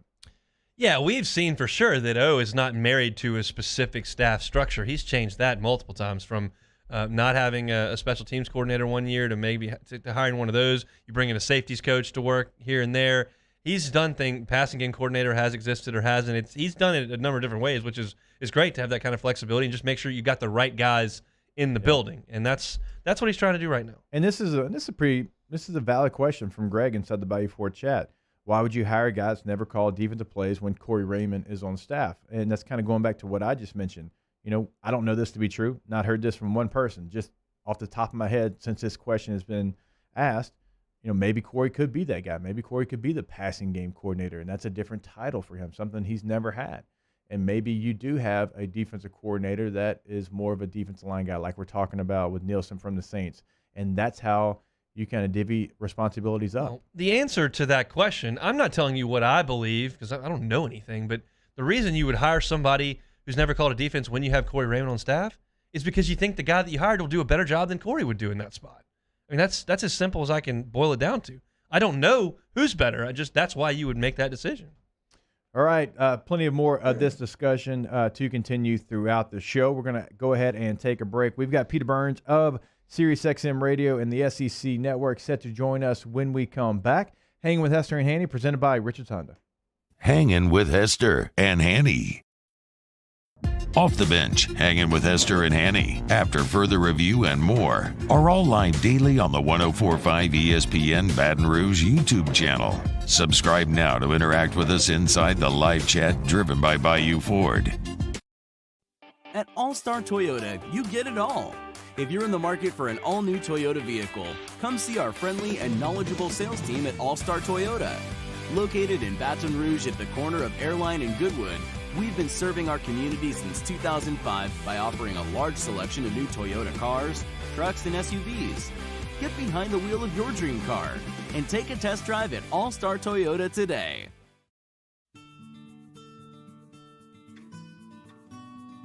This is a house call. This is a follow-up appointment. This is a diabetes checkup. This isn't just more convenient care, it's more advanced care. This is innovating healthcare at Louisiana's #1 hospital, Auctioner. Are you a licensed contractor? There's lots of good contractors in Louisiana doing work the right way, but unfortunately, too many unlicensed contractors are working outside the licensing requirements. Working as a contractor in Louisiana requires a license for the company doing the work. The Louisiana State Licensing Board for Contractors wants to help you get licensed to allow you to conduct work legally. It's not difficult to get the license. We can help you. Go to lacontractor.org for more information. Licensed contractors, it's the law. Hey guys, this is Ryan Terrio with Mercedes-Benz of Baton Rouge, and you've got to come see us for the New Year's Certified Pre-Owned event. CPO vehicles come with an unlimited mileage warranty, and right now we're offering a 2-month payment credit up to $1,500, as well as 1.99% for 36 months on all eligible models. Check them out at mbobr.com or go see my guys Nick and Hess to take your new year up a gear. See dealer for complete details and exclusions. Qualified customers only. Subject credit approval by NBFS. Must take delivery by March 1st, 2021. Gulf Coast Office Products is a nationally recognized Savin office equipment dealer based right here in Louisiana. Over 100 employees strong, Gulf Coast has the boots on the ground to support all vertical markets, from education, engineering, legal, and finance. With the latest in office technology, from desktop to production segment units, Gulf Coast and Savin have the perfect fit for you. Call 225-756-2644. That's 756-2644 for Gulf Coast Office Products. ServiceMaster Elite create clean, disinfected work environments. As a local business, we take pride in serving the New Orleans and Baton Rouge areas. Our cleaning protocols follow CDC and OSHA standards for healthcare settings, offices, senior living, restaurants, and industrial plants. Contact ServiceMaster Elite to get your operation ready for reopening with germ disinfection cleaning. ServiceMaster Elite, the trusted choice in professional cleaning since 1996. Happy New Year from Corval Toyota in Opelousas. You can get into a new Camry for $335 a month with only $2,000 down, or choose from our pre-owned selection. So come on down to Happy Town. That's Corval Toyota in Opelousas, Happy Town, USA. I've been doing business with Luba for 25 years. They're dependable, trustworthy. It's just the attention to detail with our clients. Our folks have years and years of experience. They're highly trained professionals, but many companies have that asset. What I'd like to think makes Luba a bit different is that we use those talents in a way that truly is dedicated to serving the needs of the folks who depend on us. $14,000 off MSRP on a new 2020 Ford Expedition XLT. All new Bayou Ford vehicles come with a 1 million mile powertrain warranty, and with Bayou to You, free delivery right to your door. The crew at Bayou Ford is going to do right by you. Hey, it's Matt Moscona inviting you to join us for Friday's AFR, presented by Don Juan Cigar Bar. We're previewing Saints, Bucks, and the Riot Radio Hours return. Terrio's in studio. Join us 3 to 6. 104.5 ESPN Baton Rouge.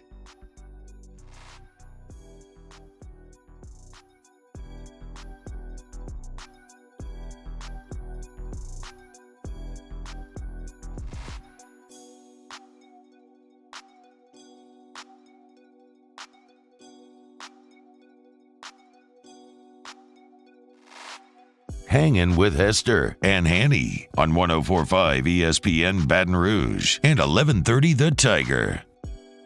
All right, welcome back in. Hanging with Hester and Hanny, presented by Richard's Honda. Without the Hanny, Hunt Palmer here with me on a Friday TGIF edition of the show. Glad to welcome my bud in, Peter Burns, SEC Network, Sirius XM Radio. PB, you've got some explaining to do on a tweet.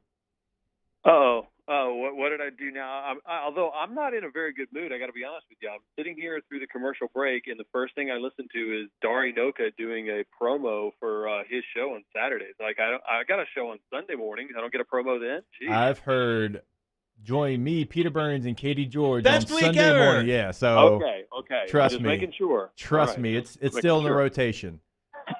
Very much so. And Katie George definitely the talent of that show, no doubt about it. Definitely. The beauty and the brains, for sure. All right, PB, let's explain this one. You tweeted out 6 hours ago, 2019 LSU dominated college football. In 2020, Bama dominated college football. In 2021, Georgia will dominate college football. I mean, I look at it, and then you see the news of, Zamir White coming back, James Cook. You look at how well that JT Daniels late into the season started to progress, and now that he got a good serving of what Todd Monken's offense was going to be. Yeah, I think they're going to be pretty damn good. In fact, I mean, you look at the recruiting classes, them coming together. I mean, I know we've heard this for the last 40 years, but this is, I'm telling you, sooner or later, the blackjack or the roulette table's got to jump on the number that you have, right? And I think this is going to be Georgia's number coming up next year. What's the biggest challenge for Georgia? I mean, when you look at where Florida's at, obviously Florida, before the LSU loss, looked like they were having a great season. They finally got over that Georgia hump. They were able to, in fact, beat them in Jacksonville. When you look at what challenges lie ahead for Georgia, where do you kind of place those? Well, I mean, if you're talking about what's on the field, I think it's secondary, right? I think, Richard LeCounte's not going to be there, and I think that they're going to have some holes in that secondary that they're going to have to fix, especially in a passing league, which I think not only the SEC is, but all of college football is now. But I go back and look at kind of more so of, do I think Georgia's going to be good? Yes, because Monken's going to have a full spring to get his guys ready to go. They bring back, 98% of their offensive production, which is incredible, right? And they do lose an O-lineman, I think 2 guys, but you know them, they're 7 deep at that position. They should be pretty good. I look back at the other side and I'm like, all right, who is losing what? And I look at Alabama, and they're going to be probably with a brand new offensive coordinator, brand new offensive line coach, brand new special teams coach, arguably a brand new defensive coordinator. And it's the same thing going on with LSU. I'm thinking, man, this much coaching turnover. Can you automatically assume you're going to go 11-1, 12-0 with all that turnover? I think that's pretty damn hard. And I think Florida graduates so much, and there's a lot of things in flux there. I think it's more just a product of Georgia hanging tight while everybody else takes a dip a little bit farther down. Pretty salty opener there against Clemson in Charlotte. So, I mean, it's when are we going to learn our lesson how overrated the ACC is? I mean, seriously, they went 2-14, or like I think they're 4-14 in the last 2 years in bowl games, and 2 of those wins were against like Eastern Michigan and North by Northwest Amish School of Technology. We thought they were pretty good this year, but we just realized they were just beating up on other bad ACC teams. So I'm not too worried about it. I know DJ Uiagalelei is pretty solid, but I mean, Georgia's going to come in there ripping. I think they absolutely destroy them, assuming we have somewhat of a normal off season, to say the least, and that's assuming a lot at this point. Peter, this is not anything new at all. It's way over a decade old, but we don't even consider bringing up Tennessee in this discussion anymore. Why is that, and what do they need to do to get back into this discussion? It's been way more than a decade now. The question is I don't know, can they get back into this discussion, right? It's not like, all right, there's just one switch, there's one change, and I don't know if there is a change. I mean, honestly, if you go back and look at Butch Jones had them ranked top 10. They were winning a couple of games. They were recruiting really well, but because, people didn't think that was good enough. Remember when Nebraska fired Frank Solich after replacing Todd Osborne?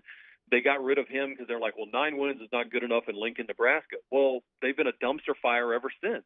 And I go back and look at it going, I don't know if Tennessee will be able to be one of those competitors. As long as you have Georgia and Florida talent, that talent level is there, I just don't know if Tennessee is that brand that it was 20, 30 years ago that you can get to the 1%ers.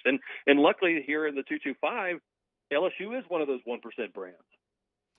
BB, when you take a look at some of the teams that got new coaches last year, obviously a lot of those teams came out of the gate. They were more impressive. I mean, I think what Eli Drinkwitz was able to do at Mizzou, what Lane brought to Oxford, obviously Sam Pittman was miraculous. The fact that he got Arkansas to win some SEC games. Which one of those teams, if any, do you think will take like a giant step next year and be competitive, and not only competitive by winning some games, but beat the teams that they aren't supposed to?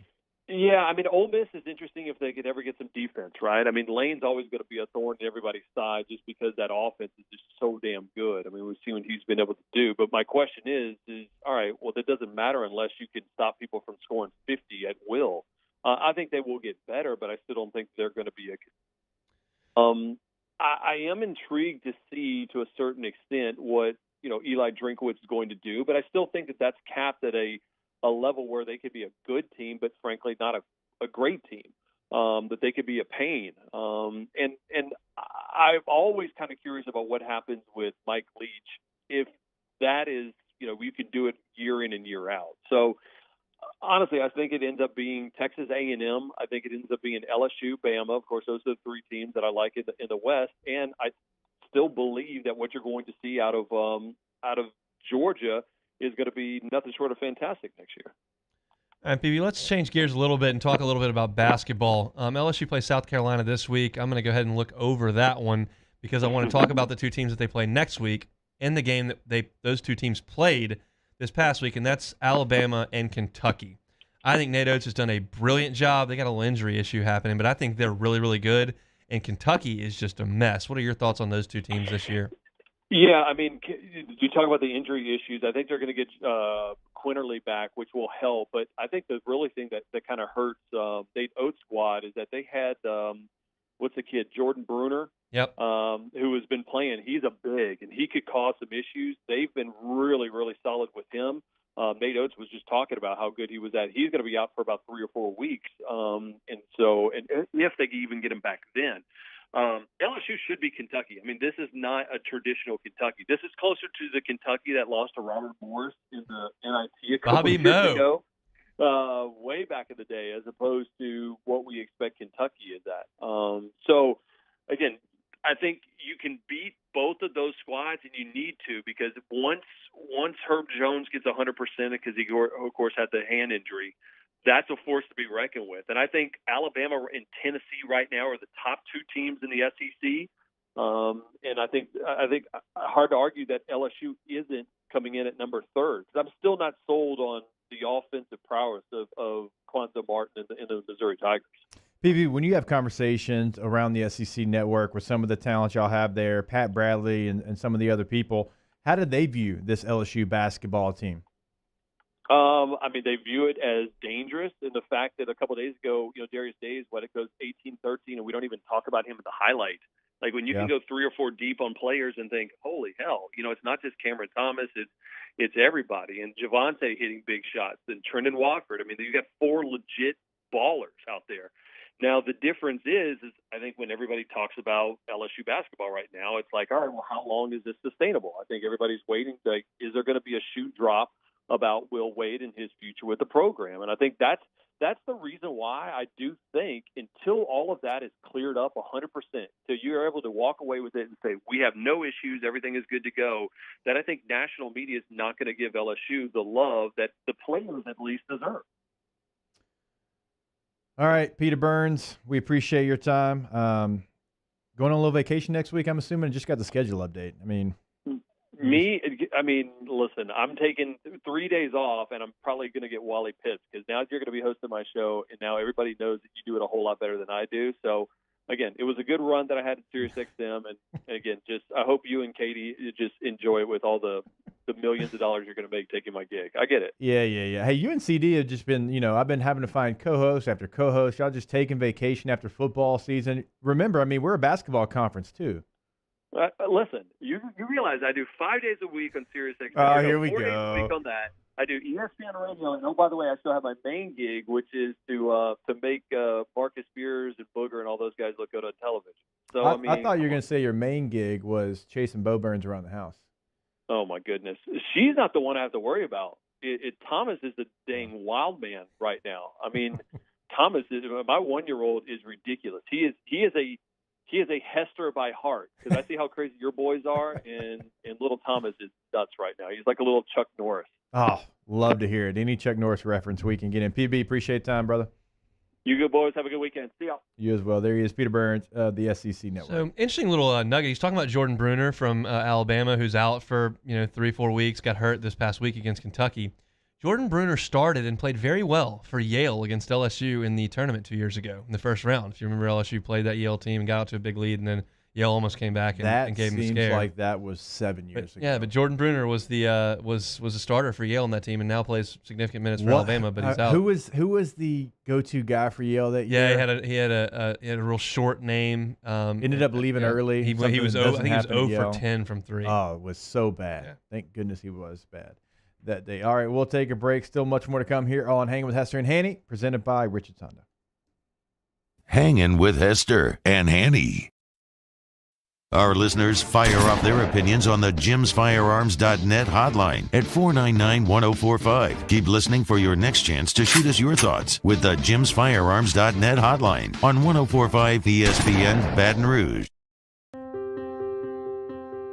This isn't just another day. It's so much more. Kelly's life was put on hold when her auctioneer primary care doctor discovered a rare blood disorder. Her doctor connected her to an auctioneer care team of cancer, heart, and kidney specialists. With multiple primary care locations around Baton Rouge, same-day appointments, and online scheduling, we're relentless about keeping you healthy. Auctioneer Baton Rouge, innovating healthcare for Kelly. Are you a licensed contractor? There's lots of good contractors in Louisiana doing work the right way, but unfortunately, too many unlicensed contractors are working outside the licensing requirements. Working as a contractor in Louisiana requires a license for the company doing the work. The Louisiana State Licensing Board for Contractors wants to help you get licensed to allow you to conduct work legally. It's not difficult to get the license. We can help you. Go to lacontractor.org for more information. Licensed contractors, it's the law. Hey guys, this is Ryan Terrio with Mercedes-Benz of Baton Rouge, and you've got to come see us for the New Year's Certified Pre-Owned event. CPO vehicles come with an unlimited mileage warranty, and right now we're offering a 2-month payment credit up to $1,500, as well as 1.99% for 36 months on all eligible models. Check them out at mbobr.com or go see my guys Nick and Hess to take your new year up a gear. See dealer for complete details and exclusions. Qualified customers only. Subject credit approval by NBFS. Must take delivery by March 1st, 2021.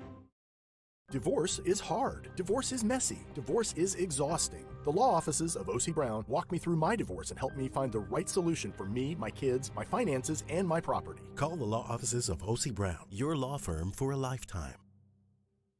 Gulf Coast Office Products is a nationally recognized Savin office equipment dealer based right here in Louisiana. Over 100 employees strong, Gulf Coast has the boots on the ground to support all vertical markets, from education, engineering, legal, and finance. With the latest in office technology, from desktop to production segment units, Gulf Coast and Savin have the perfect fit for you. Call 225-756-2644. That's 756-2644 for Gulf Coast Office Products. At All-Star Toyota, you get it all. If you're in the market for an all-new Toyota vehicle, come see our friendly and knowledgeable sales team at All-Star Toyota. Located in Baton Rouge at the corner of Airline and Goodwood, we've been serving our community since 2005 by offering a large selection of new Toyota cars, trucks, and SUVs. Get behind the wheel of your dream car and take a test drive at All-Star Toyota today. ServiceMaster Elite create clean, disinfected work environments. As a local business, we take pride in serving the New Orleans and Baton Rouge areas. Our cleaning protocols follow CDC and OSHA standards for healthcare settings, offices, senior living, restaurants, and industrial plants. Contact ServiceMaster Elite to get your operation ready for reopening with germ disinfection cleaning. ServiceMaster Elite, the trusted choice in professional cleaning since 1996. I've been doing business with Luba for 25 years. They're dependable, trustworthy. It's just the attention to detail with our clients. Our folks have years and years of experience. They're highly trained professionals. But many companies have that asset. What I'd like to think makes Luba a bit different is that we use those talents in a way that truly is dedicated to serving the needs of the folks who depend on us. Happy New Year from Corval Toyota in Opelousas. You can get into a Corolla for $239 a month with only $2,000 down, or choose from our pre-owned selection. So come on down to Happy Town. That's Corval Toyota in Opelousas, Happy Town, USA.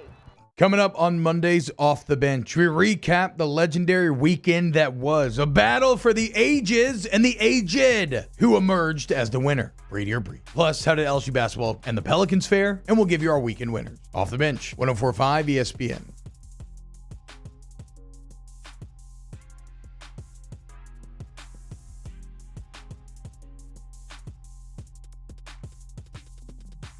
Hangin with Hester and Hanny on 104.5 ESPN Baton Rouge and 1130 The Tiger. First class. I want a seat in first class where I was booked and ticketed over a month ago. Second class.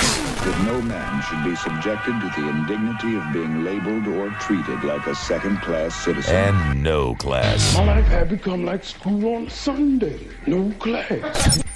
I'll tell you what then. Why don't you call me sometime when you have no class? All right, first class, second class, no class, brought to you by Relief Telemed. You can check them out online at relieftelemed.com. A better way to see your doctor.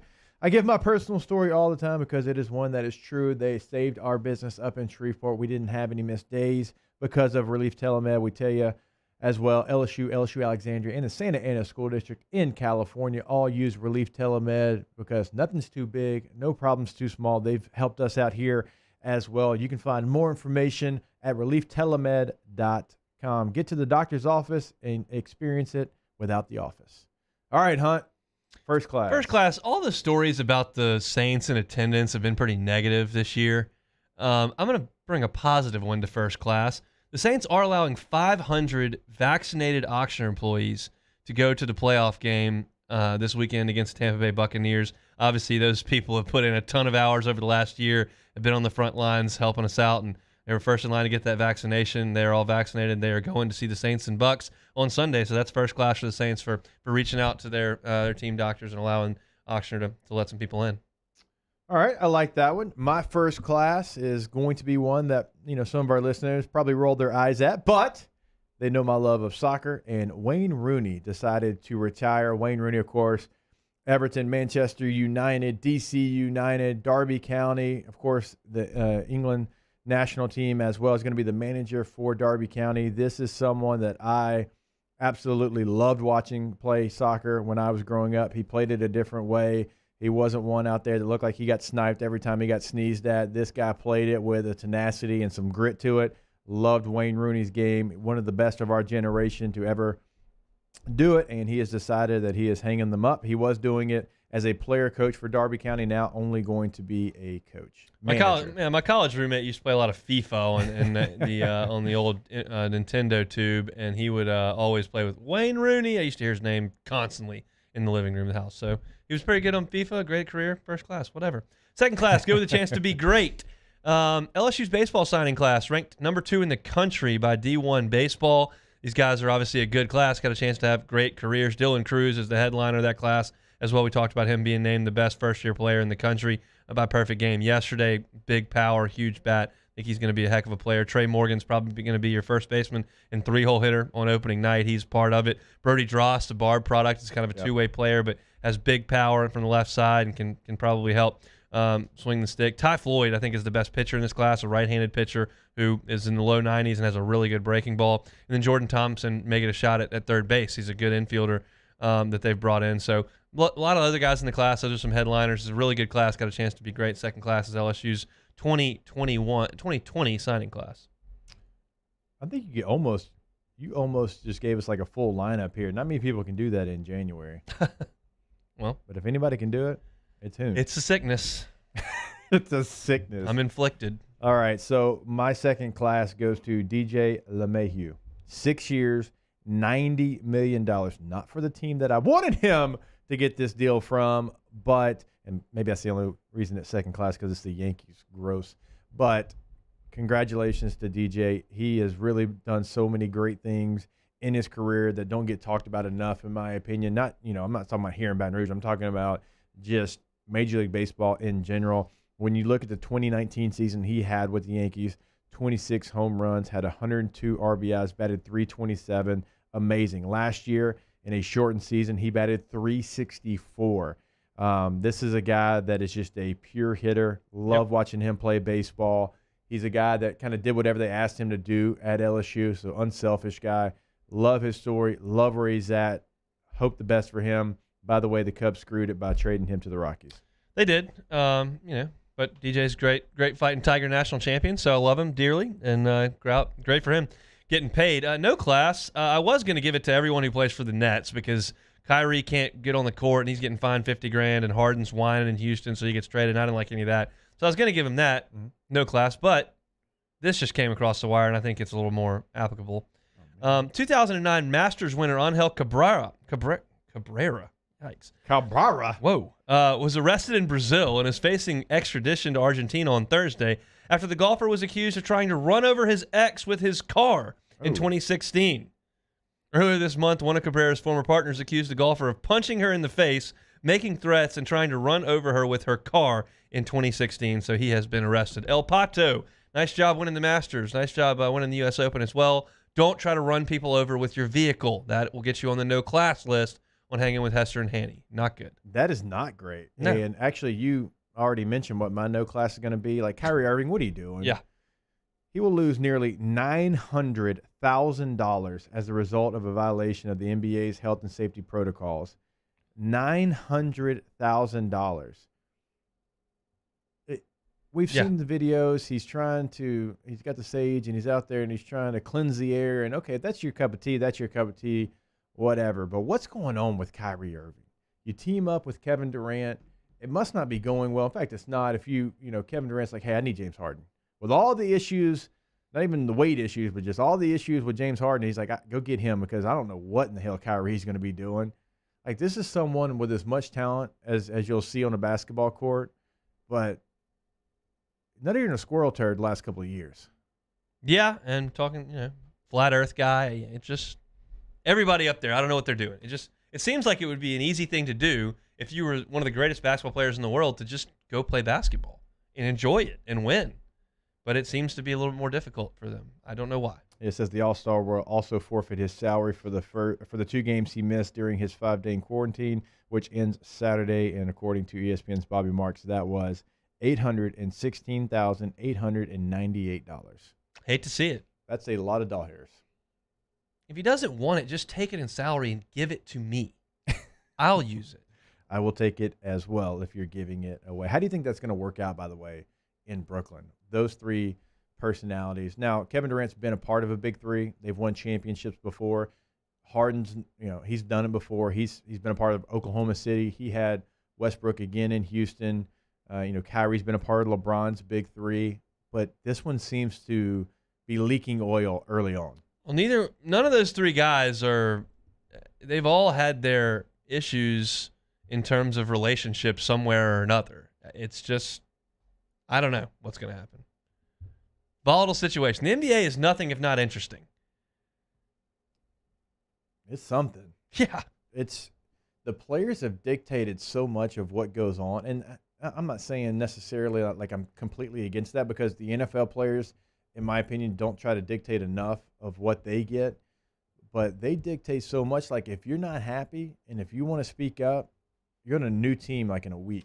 It's one of the few fields of employment where you don't get to decide where you work. It's, those of us who work quote unquote regular day jobs would kill to be in that position to make that kind of money and have that kind of fame and live that kind of life. But a lot of people are unhappy in their workplace and they can just leave. You can't really do that in professional sports and go play for somebody else. You can quit, but it's just, so I see it, that side of it, but it just, like I said, it seems so easy for us to just go, why don't you just go play in the NBA? What a privilege. About 10 minutes ago, James Harden said, as long as I make my teammates better, I don't worry about the points. You believe that? Nope. Good idea. Good quote, though. Better than the quotes you're giving in Houston where you say that this is an unfixable situation and I hate it here. He did walk those back a little bit today and said he didn't like the way that he left it and shouldn't have said some of those things and, thank the Rockets fans. But after the damage has been done, it's been done. Yep. All right, we'll take a break. Thanks to Relief Telemed for bringing you first class, second class, and no class. Don't forget, we have still got at 2:15 Tom Van Haren from ESPN, Playboy Marty at 2:30. A lot still. We going to talk Tigers Gamecocks at some point? Tigers, Gamecocks, hoops. When you said Tiger initially, because you were talking about the Tiger doc during the break, I'm like, I haven't seen it yet. No, I'm not talking about that. But I can talk Tigers, Gamecocks, and hoops. We'll do that when we come back here. Hanging with Hester and Hanny, presented by Richard Sonda. Hanging with Hester and Hanny. All right, brought to you by Garcia Roofing. You can find them online at garciadidmyroof.com. You can pick up the phone, give them a call, 225-756-3100. They are your trusted home improvement experts in Baton Rouge, New Orleans, Lafayette, and the North Shore. They've been doing this since 1992 in all of those areas, and something I try to preach every single day. They can do the commercial roofing. They can do the roof replacement, but do not forget about the small things that they can do. They can come out and they can repair your roof. If you have a leak in your roof, that's something that they can do. They can also clean your roof if you need roof cleaning, and all that's going to be backed up with their Garcia guarantee that we tell you about every single day. They stand behind their word. They know the work that they're going to do at your home is going to be at its top peak performance, right? So please go to GarciaDidMyRoof.com. Check out that free roof inspection I tell you about that saved me thousands of dollars. They can do the same for you. One more time, 225-756-3100. We opened up the playbook and expanded our coverage. Listen daily in high definition on 98.1 HD2. We are 104.5 ESPN Baton Rouge.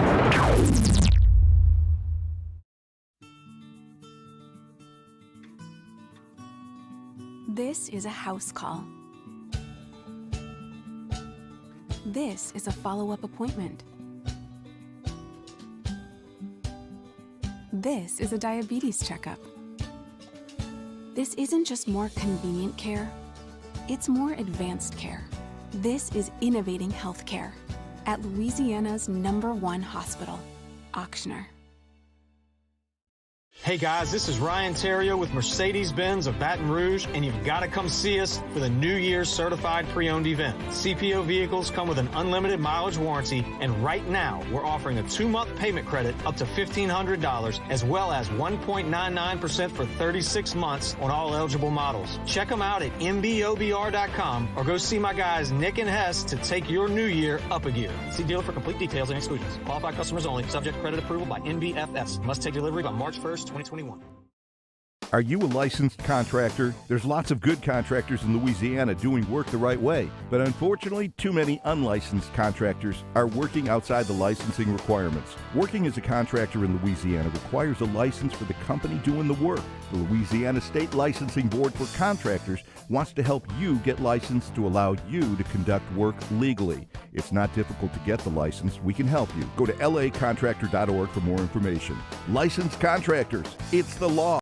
Gulf Coast Office Products is a nationally recognized Savin office equipment dealer based right here in Louisiana. Over 100 employees strong, Gulf Coast has the boots on the ground to support all vertical markets, from education, engineering, legal, and finance. With the latest in office technology, from desktop to production segment units, Gulf Coast and Savin have the perfect fit for you. Call 225-756-2644. That's 756-2644 for Gulf Coast Office Products. At All-Star Toyota, you get it all. If you're in the market for an all-new Toyota vehicle, come see our friendly and knowledgeable sales team at All-Star Toyota. Located in Baton Rouge at the corner of Airline and Goodwood, we've been serving our community since 2005 by offering a large selection of new Toyota cars, trucks, and SUVs. Get behind the wheel of your dream car and take a test drive at All-Star Toyota today. ServiceMaster Elite create clean, disinfected work environments. As a local business, we take pride in serving the New Orleans and Baton Rouge areas. Our cleaning protocols follow CDC and OSHA standards for healthcare settings, offices, senior living, restaurants, and industrial plants. Contact ServiceMaster Elite to get your operation ready for reopening with germ disinfection cleaning. ServiceMaster Elite, the trusted choice in professional cleaning since 1996. Hey, it's Matt Moscona inviting you to join us for Friday's AFR, presented by Don Juan Cigar Bar. We're previewing Saints, Bucks, and the Right Radio Hours return. Terrio's in studio. Join us 3 to 6. 104.5 ESPN Baton Rouge.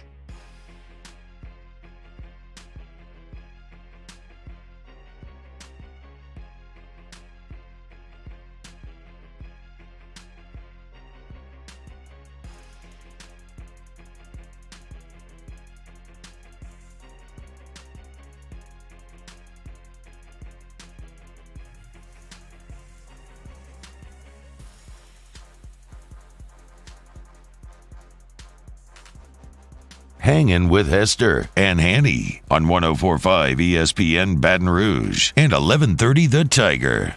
104.5 ESPN Baton Rouge and Benny's Car Wash is giving you a chance to win free car payments for a year. Visit the contest page at 1045ESPN.com today and enter. You'll have also a chance to win a 6-month unlimited car wash membership from Benny's and more. Register now at 1045ESPN.com. All right, back here and Hanging with Hester and Hanny, presented by Richard Honda with Hunt Palmer on a TGIF edition of the show. Get to football in the third hour. Kind of get back to football, I should say. Don't forget we have the picks with Playboy Marty coming up at 2:30. But some news when it comes to the LSU Tigers taking on the Gamecocks this weekend. Yeah, we knew that Frank Martin and 2 of his assistants were not going to be making the trip due to COVID-19 protocols. What we didn't know until about an hour ago is that Frank Martin has tested positive for COVID-19 for the second time. He was diagnosed in May and got it again this time. He released a quote, said it kicked his tail this time, but he's feeling pretty good now. Waiting to get the days to roll off so he can rejoin the team. But that's been the difficult thing with me trying to break down South Carolina because they've just been absolutely crippled by COVID. Yep. And they have had 7 games canceled or altered. They've played with some guys one day and some guys not. Some of their guys that they count on haven't played since December 5th. They've only played 2 games since December 5th. It's January 15th. So it's just difficult to know who's even going to show up on Saturday. So that's been the most difficult thing, and I'm sure that LSU's having the same problems trying to scout, and of course South Carolina is having the problems of they just don't have their whole team. It's a talented, long, athletic, defensive-minded, tough team when it's assembled.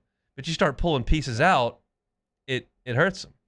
To kind of give you an idea of what Hunt's talking about, we mentioned it a little bit yesterday. Alabama's played 5 conference games. LSU's played 5. Tennessee's played 4. Kentucky's played 4. Missouri's played 3, so towards the lower end. Vanderbilt's only played 3. South Carolina's played 1. They've played 1 conference game. They've only played 5 total games. And so the rest of the league, to Hunt's point, has played a lot more basketball. So it is kind of difficult to figure out who South Carolina is. And Frank Martin, by the way, to me, is one of the best coaches in the SEC. So that, obviously, him not being with his team, that is a huge loss for them. I think a lot of Frank Martin. So all signs right now are pointing to advantages, obviously, for LSU in this matchup, even though, yes, you don't know all the information about South Carolina, but even them now having to travel with the issues that they've had, LSU having the fortune of being at home, not having to travel, because traveling during this has really been an extra level, that's more difficult for the visiting team. But, this is a game that LSU is going to be a favorite in. I expect LSU to win the game from what I do know, which is still, to your point, not a lot. Yeah, and so I gave it a shot on the podcast, kind of breaking down the guys that I expect to see on Saturday night. Hey, what's that podcast called there? Called Hoops with Hunt. Shout out Hungry Howie's, bringing you that podcast every single weekday, bringing me here Tuesdays and Thursdays. I got you, Hunt. Make it part of your weekend, Hungry Howie's. Great stuff. A.J. Lawson's their best player, 6'6" wing. A.J. Lawson has been at South Carolina since He's a junior. Since Lattimore was carrying the ball for him. He's an okay shooter, and he's a really good driver, and he wants to finish around the rim, and he draws contact very well. But he's the guy you gotta deal with in terms of scoring. He scored 20 on A&M, 25 on Florida A&M. Jermaine Couisnard is their point guard, who I expect to see, who's 6'4", a little bit longer, decent shooter, not the quickest guy. And those are the 2 guys who are going to do the most of scoring. They're the only 2 guys on the team that average in double figures. So in years past, I would look and go, okay, who's guarding them? Okay, is it Marlon Taylor guarding him? Is Cavell on him? Like, I would wonder who got that assignment. Now it's not the case because LSU is playing that 2-2-1 trapping zone, and they're playing a switching man. So it's not an issue of who guards them. It's that you guard them and that you know where they are. And if LSU cuts the head off of that snake with Lawson and Couisnard and slows them down, South Carolina can't keep up. They average 71 a game, and generally speaking, 71 ain't enough to beat LSU. Arkansas was averaging 88 a game coming in. And LSU defensively in that game, if they can get 80% of that game in and game out, you're going to win a lot of basketball games. And I want to ask you this question from the Bayou 4 chat. And Leonard's asked it a couple of times. How far can LSU go in the tournament? I get that all the time. He may be joking because I get it on the podcast so much, but I will answer it as if he is not joking and seriously asking. They can go to the Final Four. Sure, anyone can go to the Final Four. Oh, not anyone. Loyola Chicago can go to the Final Four. Oh, yeah, but not anyone. Well, not but if you get in and it's just a 1-game season. Dixie State's not going to the Final The odds are that I believe that this is a Sweet 16 team. That's what I think that it looks like. They can win that game. So and they if you stack this team up against the team that beat Yale, beat Maryland, got to the Sweet 16, and got beat pretty good by Michigan State, how would you stack the 2 teams up? Right now, I'd have to give the edge to the team from 2 years ago. Tremont's so good at the point, and Cavell is a dimension this team doesn't have. And they didn't struggle to score that year. I mean, Tremont got them in scoring position, did a good job. Javonte could score when asked to do that. Nas was a 15, 17-point-a-game guy. He's getting some real run. With he is. And so I would give them the nod right now. That team went 16-2 in a good league. Yeah. I mean, that was a good team. But this team is interesting because on a given day, they can go score 95, like drop of the hat. And so that's scary to anybody. This team starts shooting the ball well. The thing that I think this team has that not a lot of teams have, even really good basketball teams, is it can truly be a different guy every night as far as who is that dynamic scorer. It can be Cam Thomas. It can be Watford. It can be Smart. It can be Days. Like when you have that many guys that can take over a game, that's a difference maker. And there's some things they still have to figure out without question.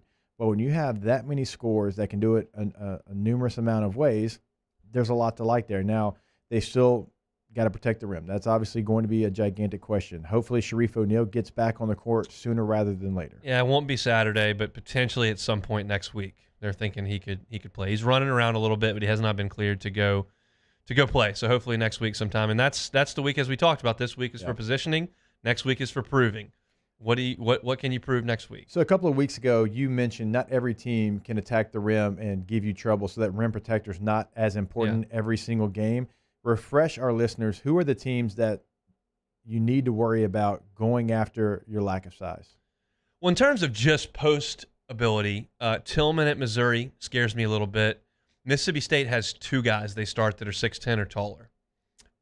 Ito's not really a scorer, but he's 6'10", and they got two of them. So that's a concern. Obviously, you saw what Florida was able to do, which is a concern. And look, Kentucky, they don't have a ton on offense. It looks terrible a lot of times, but Olivier Sarr's 7 feet tall and has some ability. Now he's been held scoreless in 2 games this year. He's a 7-footer that starts, and he's had 2 games this year where he didn't score.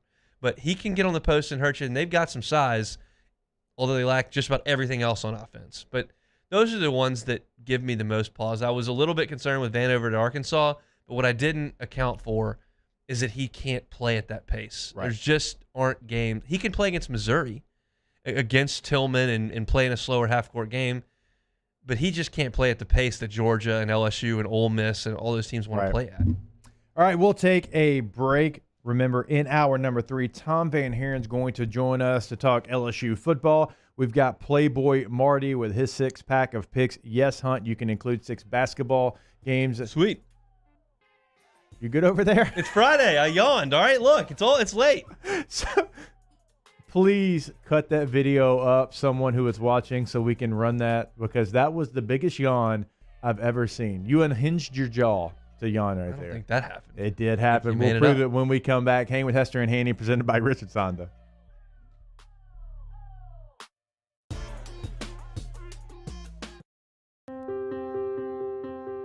This isn't just another day.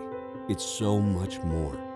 Kelly's life was put on hold when her auctioneer primary care doctor discovered a rare blood disorder. Her doctor connected her to an auctioneer care team of cancer, heart, and kidney specialists.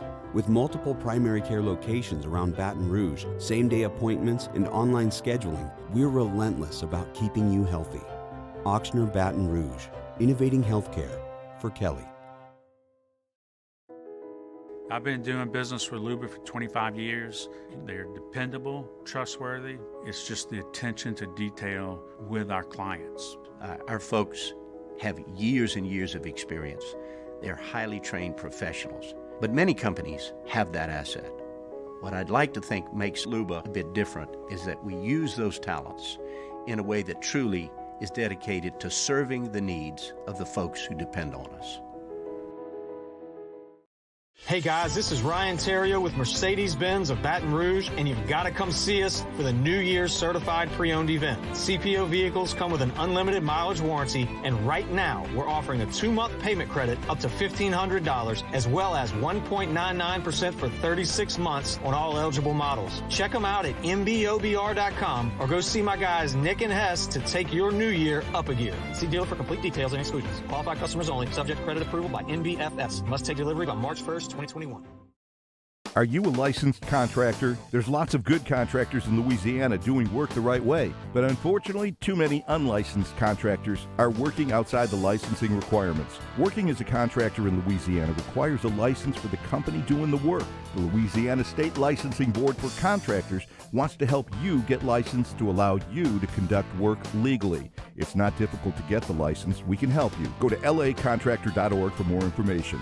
Licensed contractors, it's the law. Gulf Coast Office Products is a nationally recognized Savin office equipment dealer based right here in Louisiana. Over 100 employees strong, Gulf Coast has the boots on the ground to support all vertical markets, from education, engineering, legal, and finance. With the latest in office technology, from desktop to production segment units, Gulf Coast and Savin have the perfect fit for you.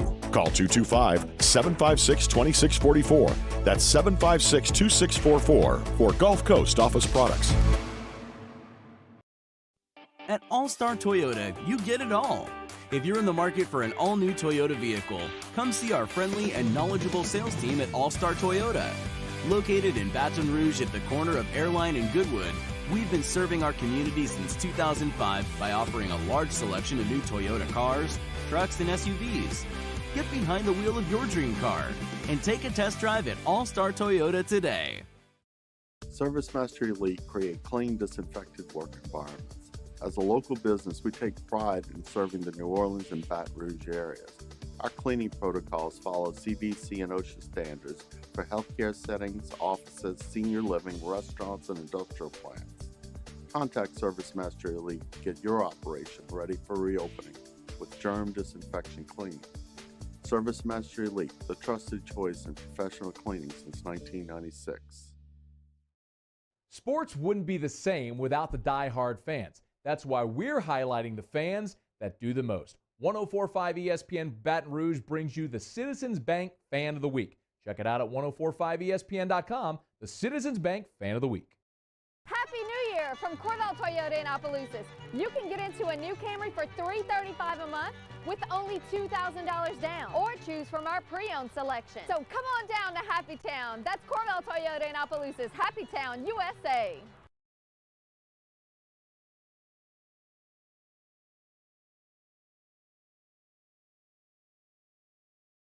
Callahan Injury Lawyers. This is Sports Center. I'm Doug Brown. After attending a family birthday party, Nets guard Kyrie Irving will give up almost $900,000 in salary. He was fined $50,000 and has to forfeit 2 game checks during a mandatory 5-day quarantine. ESPN's Adrian Wojnarowski reports Irving may play tomorrow night against the Magic. The Buccaneers will have New Orleans native Leonard Fournette starting against the Saints on Sunday. The regular starter at running back, Ronald Jones, will be a game-time decision with a quad injury. ESPN's Ryan Clark says the Buccaneers have figured out how to get big plays from the offense. That's what the Tampa Bay Buccaneers are doing now. They understand that protecting Tom Brady is number one, but they can still create big plays down the field if he has the time. This is a great adjustment by Byron Leftwich and Bruce Arians. ESPN's Jeremy Fowler reports Saints assistant head coach Dan Campbell is now considered the favorite to be the new head coach of the Lions. Clemson running back Travis Etienne will enter the NFL draft. In 4 years with the Tigers, he ran for 70 touchdowns and almost 5,000 yards. Download the DraftKings app and use code MAX to get a free shot at millions of dollars up for grabs this week with your first deposit. Minimum $5 deposit required. Eligibility restrictions apply. See DraftKings.com for details.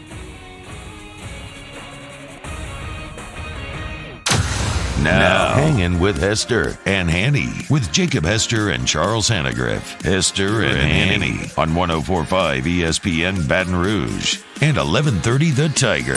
Alongside Jacob Hester, here's Charles Hannagriff.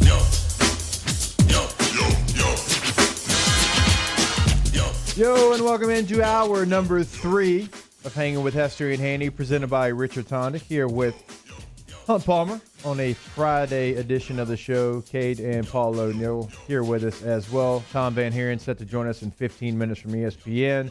Playboy Marty in about 30 minutes. We do have a quick note. Nick Storrs, who of course played baseball, then football at LSU, was going to go back and play baseball. Hunt looks like he's turning his full focus to the football team. Yeah, a little bit surprising. Obviously came here as a highly touted baseball recruit with a huge frame and a big fastball, dealt with arm troubles for it seemed like 3 years, and never really realized all that potential in the baseball field at LSU.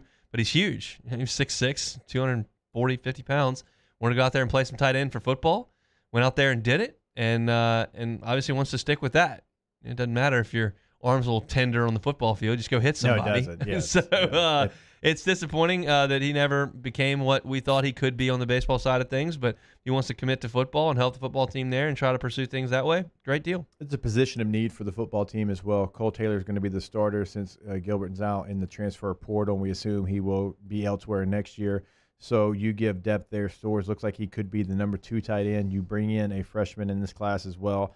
He was the starting in the starting lineup for LSU against Ole Miss in the season finale. He played in all 10 games on special teams. So he did get some run with the football team. Maybe he thinks that's where his future is his best stat there. So Nick Storr is going to be football only for LSU. Yesterday, we were talking about Urban Meyer. We were talking about the potential that he would be the Jaguars head coach. It felt like it was extremely close. Now it is officially official. So he joins the list of college coaches that have tried to make the transition to the NFL. And when you look at first-time NFL coaches that are going from college directly to the pros since 2000, I'm going to run down a list of names and records here, okay? Butch Davis, 24-35. Steve Spurrier, 12-20. Nick Saban, 15-17. Bobby Petrino, 3-10. Coward quit in the middle of the year. Greg Schiano, 11-21. Doug Marrone, 15-17. Chip Kelly, 26-21. Bill O'Brien, 52-48. Cliff Kingsbury, 13-8-1. Matt Rule, 5-11. Jim Harbaugh, actually really good, 44-19-1. So when you see those names, when you hear those records, a lot of great names on that list. The only ones with winning records, Bill O'Brien at 52-48, Jim Harbaugh at 44-19. That's scary if I'm a Jaguars fan because Urban Meyer has been great in his college career. Won everywhere he's ever been, Bowling Green, Utah, Florida, Ohio State. It's very difficult to make the transition. I do think this is an easier time to make the transition because of the way the game's evolved in the NFL. It's taken a lot of college principles with it. Urban Meyer doesn't have this personality where he's a dictator like in college football where he's just yelling on the sidelines. That's not really him. So when you hear those records, when you know the history of college coaches going directly to the NFL, how do you feel about Urban Meyer? Well, I think most NFL coaches fail and get fired pretty quickly. That's just the nature of the league. There are some at the top, the Belichicks, the Paytons, the Carrolls, the Tomlins. Some guys stick around for a long time and have sustained success. Most of the time, these guys get fired. That's just the nature of the business. Yep. So it doesn't shock me. I don't think it tells you on those records tells you it's a slam dunk that it's going to be a failure or a slam dunk that it's going to be a big-time success. Most NFL coaches get fired. It's an interesting outside-the-box hire for sure for the Jags. He was brilliant in college at running an organization and at coaching. Now, at his last two stops, Florida and Ohio State, you're able to stack the cupboard so much more full than everybody else that you're playing against that makes things a little bit easier. You can't do that in the NFL. Everybody's on a level playing field. So that makes things a little bit more different. And he's just got to be prepared to do things different. There's a famous story of Steve Spurrier going out for his first Redskins practice and saying, all right, defense over here, offense over here, let's go. And the assistant coach tapped him on the shoulder and said, hey, we practice on the same field, same time. He didn't know because he just having 85 scholarship guys and 25 walk-ons, and you go split everybody up and do your drills. Yeah. And they're like, that's not the case. That's not how it works here. No. So it's a different world. If he's willing to adapt and he's willing to learn and do some things differently, I don't know why it can't work. But like I said, you bet against just about every NFL coach because most of the time it doesn't end very well. Okay, so you have a young roster in Jacksonville. You have the number one pick. You have 5 picks, I believe, in the first 2 rounds. That's great. And I think that's an advantage for them because what do they have? They have a young football team. They have a young football team that's okay with being coached. Not that veteran players don't want to be coached, but they're set in their ways. They have been there. They have done that. They don't want a college coach coming in telling them exactly what to do. But I think when you have a younger roster, when you've got guys that aren't that far removed from college football, they know who Urban Meyer is. They saw what he was able to do at Florida and Ohio State. That's fresh on their memory. I do think that can help Urban make this transition. He's not going to have high expectations in year number 1, probably not year number 2. You do have a couple of pieces that you like. Trevor Lawrence, as we assume, James Robinson at running back, DJ Chark at receiver, Caleb Vaughn and Josh Allen there on the edges. You've got some guys. So right now I look at this and say you're not in an awful situation taking over a team that has the number 1 pick because typically it's just such a hot mess when you take over a team that has the number 1 pick. Right. And well, it is. I mean, the franchise has been a mess, and he's got to realize when he comes in there that it functions differently than a college football program. The head coach in a college football program is the most powerful dude on the campus. Yeah. Now the AD hires and fires, but the football coach is the big deal.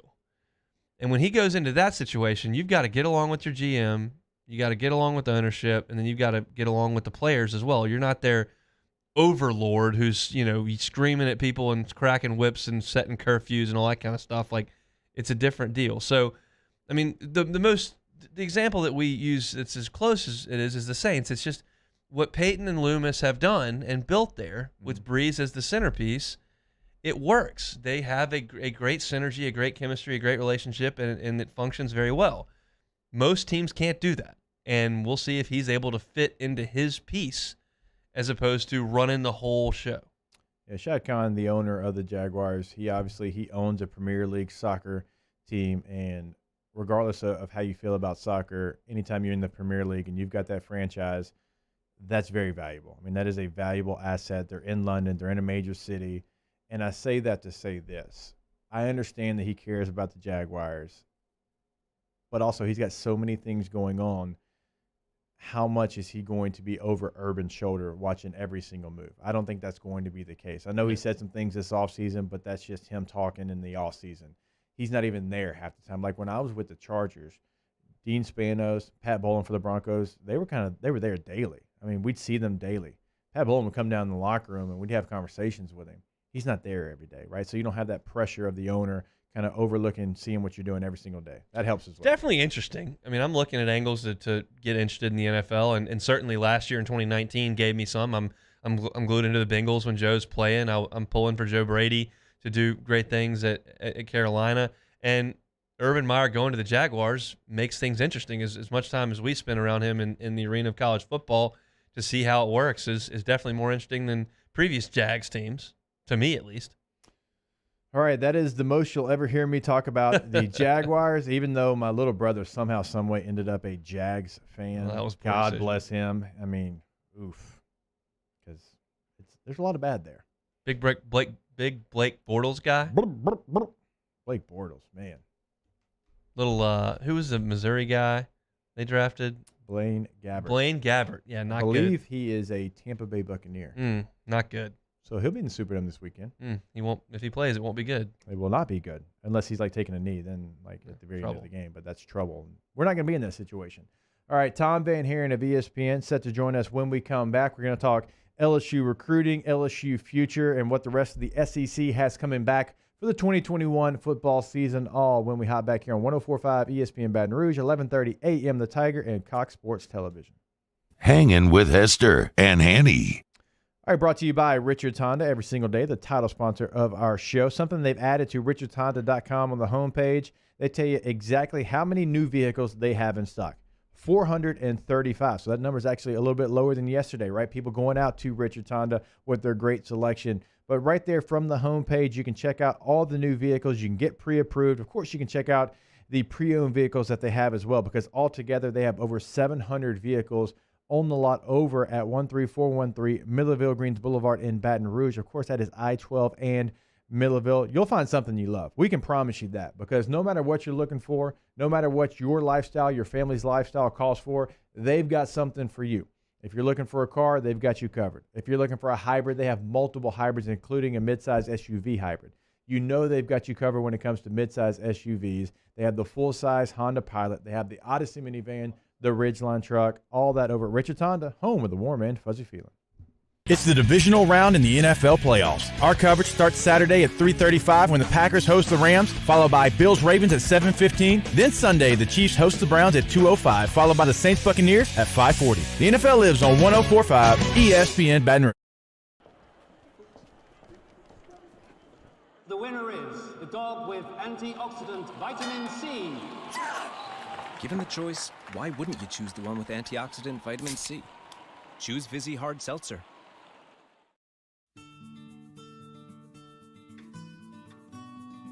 This is a house call. This is a follow-up appointment. This is a diabetes checkup. This isn't just more convenient care, it's more advanced care. This is innovating healthcare at Louisiana's #1 hospital, Auctioner. I've been doing business with Luba for 25 years. They're dependable, trustworthy. It's just the attention to detail with our clients. Our folks have years and years of experience. They're highly trained professionals. But many companies have that asset. What I'd like to think makes Luba a bit different is that we use those talents in a way that truly is dedicated to serving the needs of the folks who depend on us. Hey guys, this is Ryan Terrio with Mercedes-Benz of Baton Rouge, and you've got to come see us for the New Year's Certified Pre-Owned event. CPO vehicles come with an unlimited mileage warranty, and right now we're offering a 2-month payment credit up to $1,500, as well as 1.99% for 36 months on all eligible models. Check them out at mbobr.com or go see my guys Nick and Hess to take your new year up a gear. See dealer for complete details and exclusions. Qualified customers only. Subject credit approval by NBFS. Must take delivery by March 1st, 2021. Are you a licensed contractor? There's lots of good contractors in Louisiana doing work the right way, but unfortunately, too many unlicensed contractors are working outside the licensing requirements. Working as a contractor in Louisiana requires a license for the company doing the work. The Louisiana State Licensing Board for Contractors wants to help you get licensed to allow you to conduct work legally. It's not difficult to get the license. We can help you. Go to lacontractor.org for more information. Licensed contractors, it's the law. Gulf Coast Office Products is a nationally recognized Savin office equipment dealer based right here in Louisiana. Over 100 employees strong, Gulf Coast has the boots on the ground to support all vertical markets, from education, engineering, legal, and finance. With the latest in office technology, from desktop to production segment units, Gulf Coast and Savin have the perfect fit for you. Call 225-756-2644. That's 756-2644 for Gulf Coast Office Products. $14,000 off MSRP on a new 2020 Ford Expedition XLT. All new Bayou Ford vehicles come with a 1 million mile powertrain warranty, and with Bayou to You, free delivery right to your door. The crew at Bayou Ford is Coming up on Monday's Off the Bench, we recap the legendary weekend that was a battle for the ages and the aged, who emerged as the winner, Brady or Brees. Plus, how did LSU basketball and the Pelicans fare? And we'll give you our weekend winners. Off the Bench, 104.5 ESPN.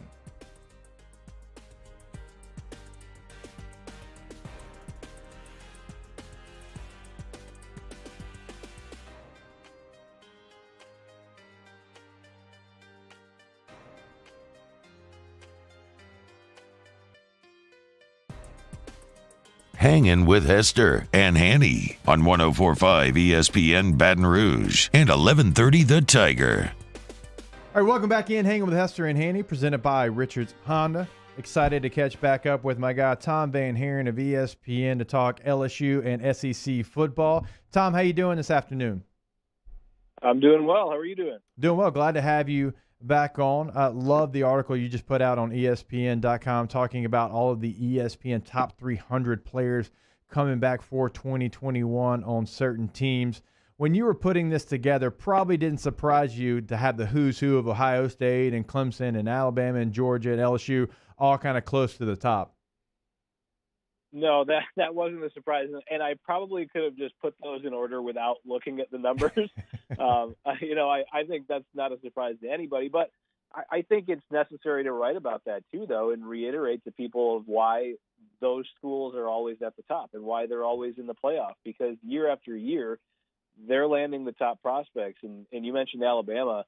I did think it was interesting to look at the numbers just overall. I mean, of who they're bringing back. Alabama is bringing back 70 ESPN 300 recruits on next year's roster, and that includes the 2021 class. But that number is outrageous. It's 9 more than the next closest team, which is Georgia, and I think that was a surprise to me that number was so high for Alabama. No, I think it's an incredible article to put together, because even though we know the names that are going to be close to the top, it's the way and who they exactly have coming back. And I'll take a look and go ahead and dive into LSU. Projected ESPN 300 prospects to come back on 2021 roster, 43. But of those 43, 28 are coming from the 2020 and 2021 classes. This is a young football team that played with a lot of young football players that were able to go into the swamp and beat Florida and beat Ole Miss on the last game of their season, which I think is very important to kind of break down who's coming back. Yeah, and I actually wrote something else, or I at least contributed to a different article breaking down LSU, and something that I noted that I think a lot of times these numbers can get lost on people because once prospects get to college, it's they're no longer recruits, and you're looking for what they produce on the field. But I looked at some of the guys that are still on the roster this past season and what has happened, especially on defense. I looked at the defense in particular, and there was a ton of prospects that they signed that were no longer on the roster, and that you don't have it. If you don't have those guys on the roster, then you don't have bodies there. You're not going to succeed. And I looked at it was from the 2017 to 2019 classes. So the 2017 prospects this past season, that would have been your fourth year guys that you were expecting to be veteran players, guys that you'd expect to get a lot of leadership and basically production out of. And LSU, between that time, they signed 17 ESPN 300 recruits on defense. But 10 of those prospects were no longer on the roster. And that number to me it was pretty eye-opening to think that many of the guys that they signed weren't helping out. You didn't have that veteran leadership there. And then even beyond that, beyond the ESPN 300, if you don't believe in rankings or you don't like to look at them, LSU signs 30 total defensive recruits in those three classes, and 14 were no longer on the team.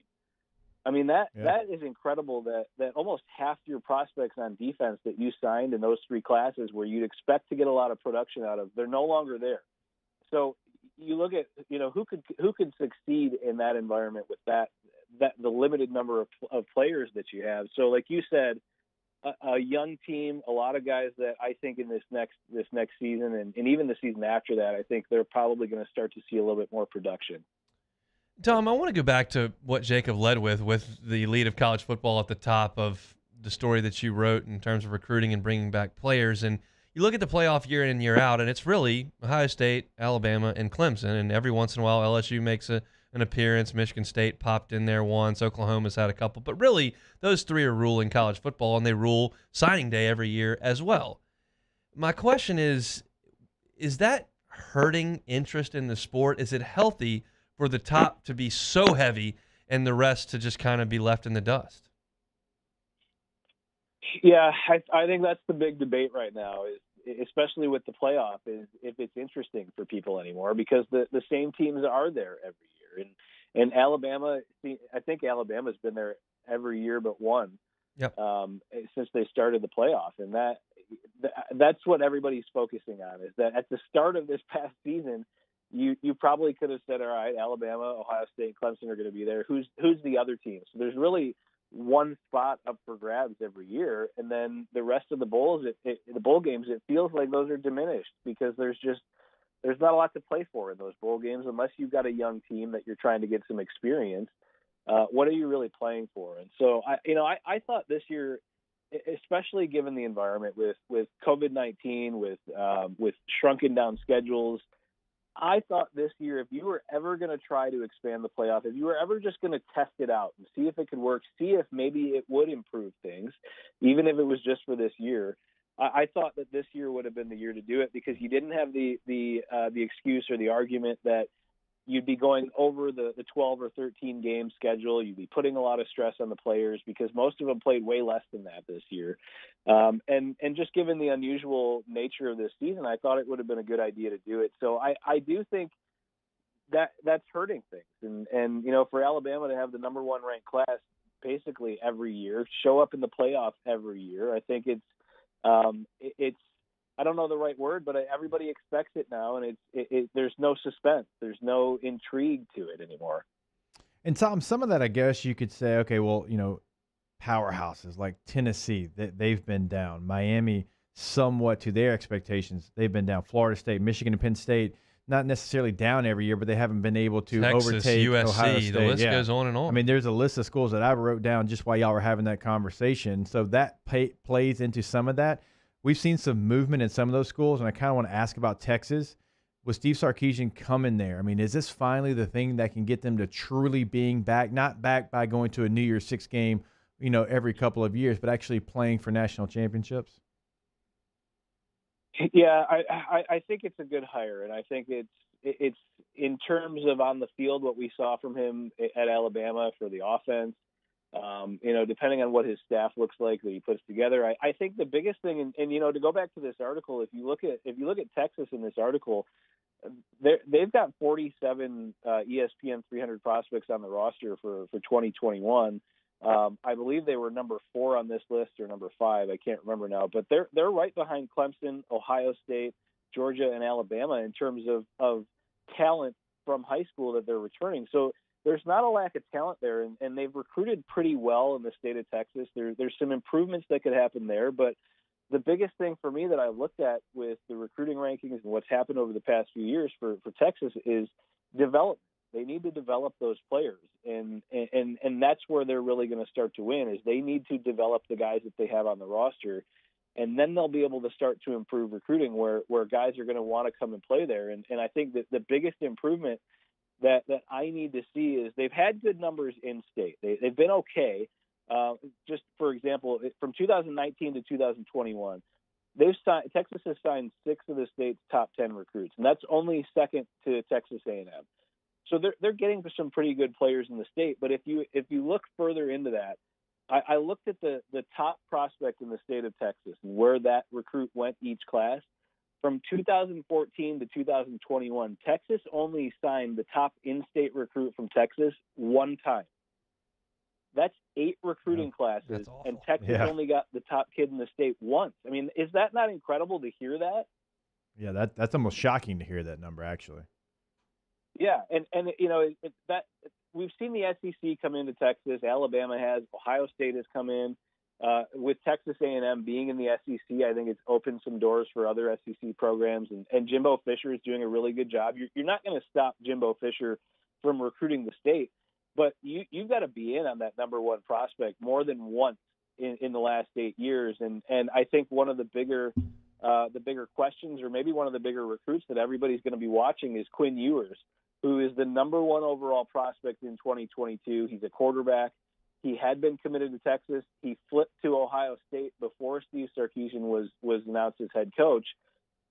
I don't know if it's going to be possible to get him back on board, but if I'm Steve Sarkisian and his staff, if I want to make a big statement early, if I want to make a statement that we mean business, that we've got a chance to be successful, I'm going to go after Quinn Ewers and try to flip him as hard as I can. Tom, when you're writing this story about ESPN 300 prospects and kind of looking through, did somebody jump out to you as, wow, that program is doing a lot with less than most of the teams they're playing? Notre Dame was on the list in terms of they didn't really make the top schools, but they were right underneath Florida and Texas A&M.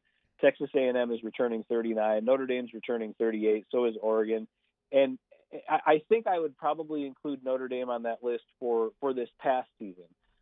We looked at how some of the playoff teams were built, and Notre Dame had a ton of 3-star prospects. They had a ton of veteran players that have stayed in the program 4 to 5 years. They had a lot of seniors on the roster, and compared to some of the other schools that were in the playoff, Alabama especially, I mean, it was night and day how they've recruited and how they made up their roster.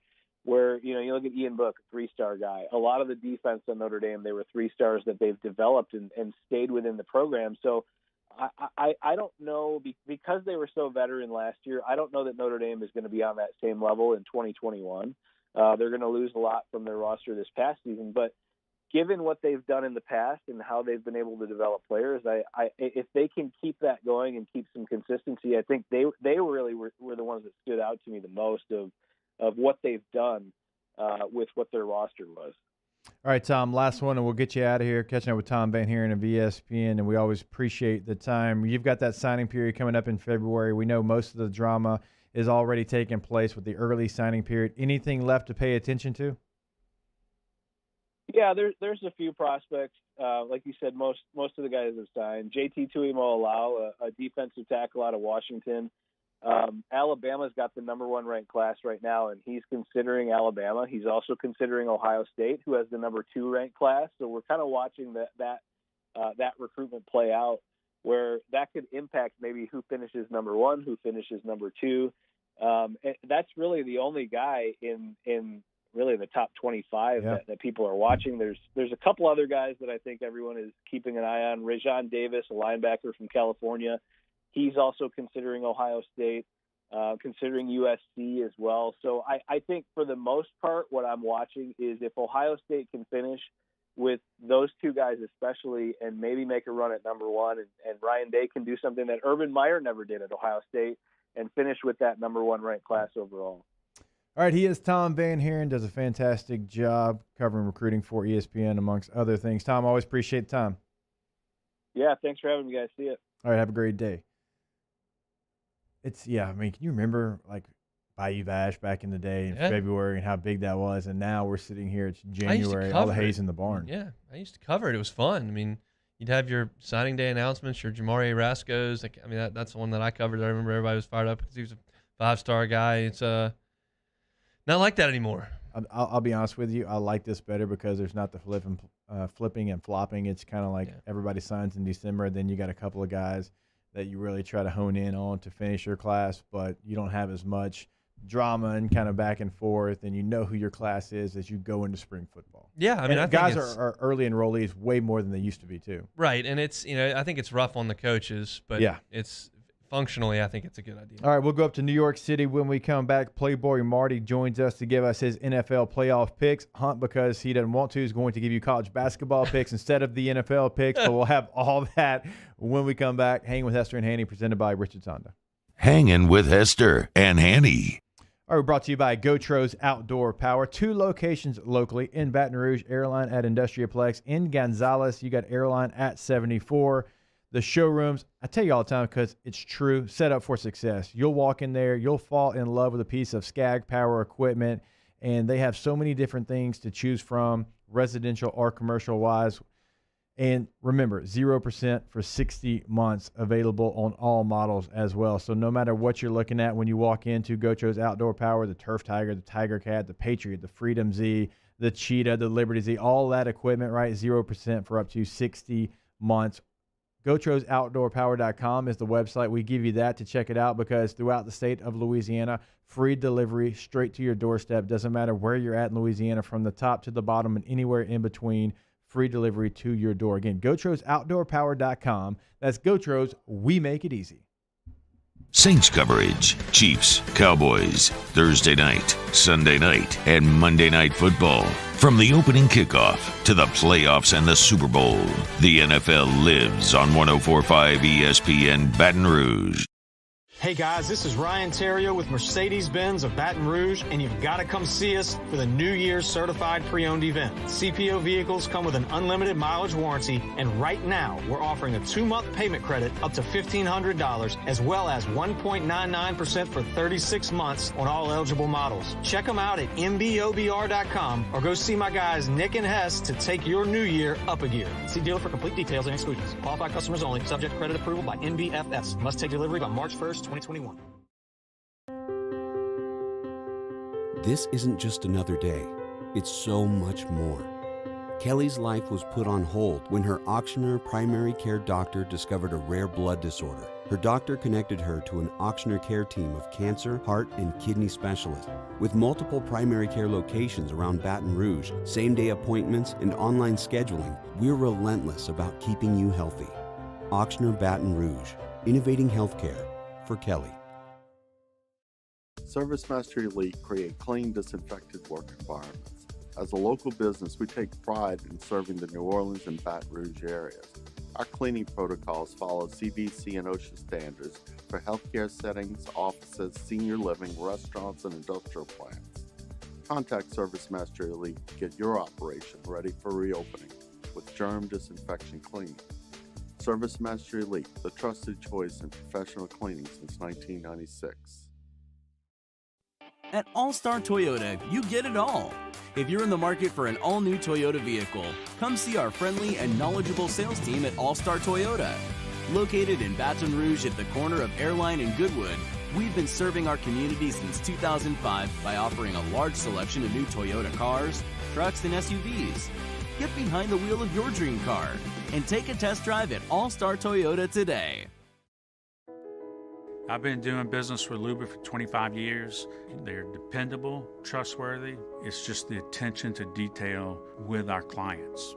Our folks have years and years of experience. They're highly trained professionals. But many companies have that asset. What I'd like to think makes Luba a bit different is that we use those talents in a way that truly is dedicated to serving the needs of the folks who depend on us. Are you a licensed contractor? There's lots of good contractors in Louisiana doing work the right way, but unfortunately, too many unlicensed contractors are working outside the licensing requirements. Working as a contractor in Louisiana requires a license for the company doing the work. The Louisiana State Licensing Board for Contractors wants to help you get licensed to allow you to conduct work legally. It's not difficult to get the license. We can help you. Go to lacontractor.org for more information. Licensed contractors, it's the law. Hey, it's Matt Moscona inviting you to join us for Friday's AFR presented by Don Juan Cigar Bar. We're previewing Saints, Bucks, and the Riot Radio Hours return. Terrio's in studio. Join us 3 to 6. 104.5 ESPN Baton Rouge.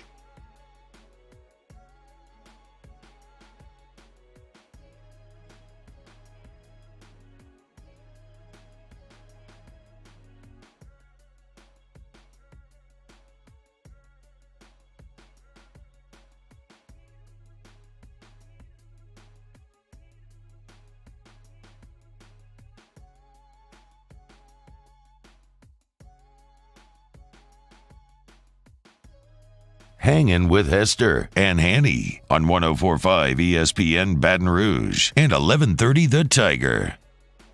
All right, welcome back in. Hanging with Hester and Hanny, presented by Richard Honda. Of course, without the Hanny, Hunt Palmer here with me on a Friday afternoon. We go up to the big city, the Big Apple. Playboy Marty, Barstool Sports, joins us, as he's been doing the last couple of Fridays, to give us some winners. Playboy Marty, what's up, my man? How are you doing? How's it? Good, big guy. We got ourselves a Shreveport show today. Oh, we yes. do. A little 31831 great. We like that. Didn't even put that together. There you go. See? So we bring Playboy Marty on the show. All right, let's go ahead. Let's talk about the pain that we had last week. It's okay. I was 2-4. You were 1-5. Richard Dick Dixon was actually 5-1. Attaboy. So he had the big day. Let's see if we can get some better picks. Go ahead. We've got 4 NFL games to choose from. What do you like? Just straight up. Okay, so Rams Packers. I really like Green. Ooh, I really like Green Bay -6. I don't trust Goff in the cold weather at all. Also, really like the under in that game, 45.5. Okay, if we're picking the Packers game, starting there, I like the Packers, and I'll give the 6 points. I think the Packers at home, Lambeau, Aaron Rodgers, pissed off this whole year. I will take them. I think the Rams beating Seattle is more, they know that team, they've done it before, than it is how good of a football team they are. So I like the Packers there. Hunt. Yeah, I mean, I think the recipe to beat the Packers would be to have Jalen Ramsey on Devontae Adams and then try to get Donald up in Aaron Rodgers' grill and try to disrupt some things. But like you said, it's going to be freezing cold. It's going to be snowing. Goff's finger's broken. I just need the Packers to win by a touchdown. I'll take the Packers too. All right, let's go ahead and talk a little Buffalo Bills, Baltimore Ravens. Playboy, who do you like?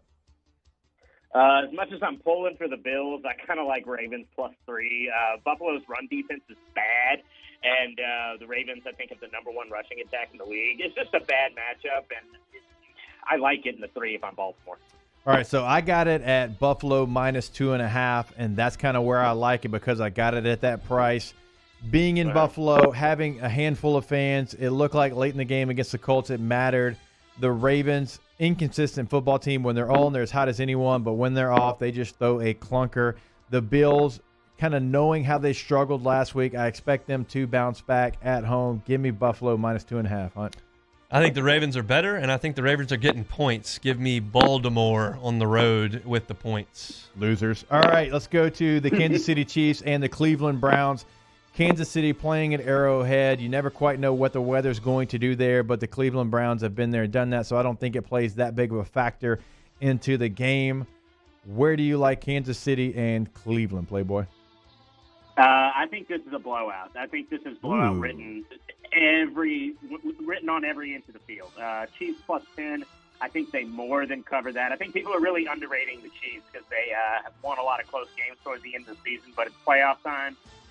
Browns have gone as far as they can go. Ooh, okay. A little hot take there, somewhat. Hunt, who do you like? Yeah, I'm going to lay the 10 too with Kansas City. This is a matchup that we saw in college between quarterbacks in 2018 with Baker Boy and Pat Mahomes, but I like the Chiefs to roll. I'll lay the 10. All right, I am by myself here. Go ahead, Playboy. Go ahead and I was back just up going to Hunt. say there was 1,500 yards in that game, that passing yards that they played in college. All right, yeah, all that being taken into account, I am still going Browns plus 10. That's a lot of points in a playoff game. I think the Chiefs win this game. I can see a backdoor cover situation. Baker, them trying to push the ball down the field to cover this game. I do think the Browns cover, so I'll take 10 points in an NFL playoff game. All right, the one that everybody wants to talk about, the one we've talked about most of the day, the New Orleans Saints and Tampa Bay Buccaneers, Playboy. I think the under is the bet to make in this game, but if I'm picking the game, I think I'm going to go Saints -3. The whole, you can't beat a team 3 times is kind of a myth in the playoffs. The team that wins 2 games actually, I think, wins more often than not. And Brady, 2-5 against Brees. They didn't look good against the Bucs didn't look good against the Saints all year. Give me the Saints. Another matchup we saw in college between quarterbacks, it was just, 19 years before the one we just talked about. Tom Brady and Drew Brees squared off in 1999 in college. I'm going to take the Bucs and the points. Give me the 3. All right, maybe a little bit of a homer pick, but I like the Saints in the playoffs. This team knows it's Super Bowl or bust. I realize you're playing against TB12, but they have dominated Tom Brady. They're going to get him off his spot. He's going to be uncomfortable all game long. I like the Saints -3, and the Saints move on to the NFC Championship game. All right, Playboy Marty, since we had you here, since we picked the 4 games, before we let you go, is there any other pick out there? Because Hunt keeps talking about some college basketball pick that he's about to lay upon us. Do you have any pick over the weekend that you'd like to throw out there? I do not have any college basketball picks. Everyone at Barstool seems to can't get enough of it. Tonight, I'm all over Chicago Bulls +1. And that's I'll give that as my pick. All right, fair enough. So I don't have a number on this game. You would say, well, how are you going to – well, I figure Alabama's going to be favored tomorrow against Arkansas. Alabama's down 2 guys and potentially a third with Quinterly. We'll see if he plays or not. They're playing Arkansas. Arkansas got absolutely destroyed for 10 minutes in Baton Rouge and never recovered on Wednesday night. They're not that bad. I'm going to take Arkansas on the money line to go to Tuscaloosa and beat an Alabama team that's riding high off a win at Rupp. Give me the Hogs in Coleman Coliseum, whatever the number is. I'll take them on the money line. That's either going to be really fun or really not fun. Isn't that how it goes? Yeah, no in between here. All right, since we're picking money line winners of underdogs, I'll go for my pick of the weekend, a Big Ten basketball pick, Rutgers over Wisconsin. Wisconsin is the number 9 team in the country. Rutgers has actually played some decent basketball this year. They're 2.5-point underdogs. I like them to win outright. Wisconsin got absolutely annihilated by Michigan. That's tough to bounce back from the next game, so I like Rutgers. I never thought I'd be picking Rutgers in basketball, but here we are, Playboy Marty. Something is part of the word, Jersey boy. Yeah, I've not watched a whole lot of college basketball this season. I've been focused on the NBA, but I might just take that. All right, Playboy Marty hops on with us here on Fridays and gives us his winners. Playboy, we always appreciate it, man. Thanks, big guy. Everyone have a good weekend. All right, you as well. There is Playboy Marty now of Barstool Sports up in the Big Apple. You like that pick? The Hogs, after what you saw on Wednesday night? I actually don't hate it. I mean, Alabama was a house on fire in Rupp. They beat them pillar to post. It was an annihilation. But had a couple injuries. They come back. I think if some threes don't fall, Arkansas is better than we saw on Wednesday. There was a lid on the basket for most of the game. If there's some value in it, if Alabama's laying like 5 or 6 points, I would be all over that.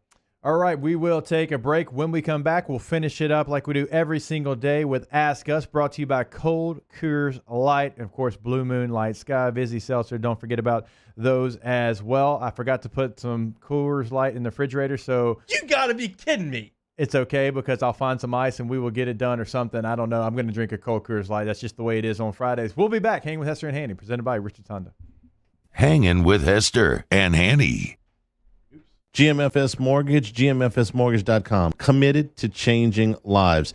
So committed that they created the Go Local initiative. This is supporting our local businesses, the one that makes our communities feel like we're at home. GMFS is giving away $10,000 in Visa gift cards to those who visit participating Go Local businesses and enter their drawings. So learn more about the official rules at gmfsmortgage.com/Go Local. You know how we spell go around here, G-E-A-U-X, G-E-A-U-X, local, gmfsmortgage.com. If 2021 is the year that you're moving into a new home, that you're refinancing your current home, that you're adding on with a construction loan to your current home, start your financial journey at gmfsmortgage.com. Let them do for you what they did for me and they've done for thousands of others. When they talk about changing lives, they're talking about changing your monthly budget for the better. So start that financial journey today at gmfsmortgage.com. In times of need, get a full list of phone numbers, websites, and other important emergency information on the Demco Stormwatch page at 1045ESPN.com.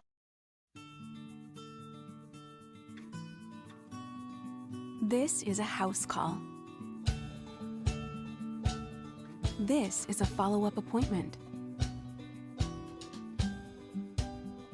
This is a diabetes checkup.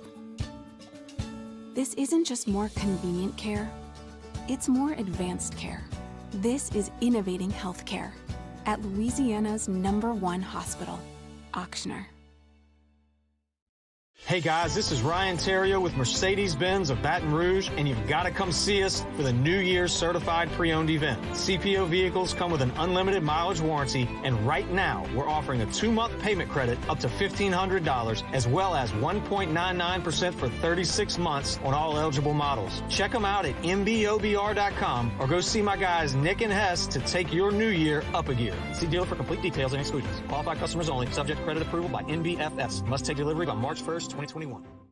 Gulf Coast Office Products is a nationally recognized Savin office equipment dealer based right here in Louisiana. Over 100 employees strong, Gulf Coast has the boots on the ground to support all vertical markets, from education, engineering, legal, and finance. With the latest in office technology, from desktop to production segment units, Gulf Coast and Savin have the perfect fit for you. Call 225-756-2644. That's 756-2644 for Gulf Coast Office Products.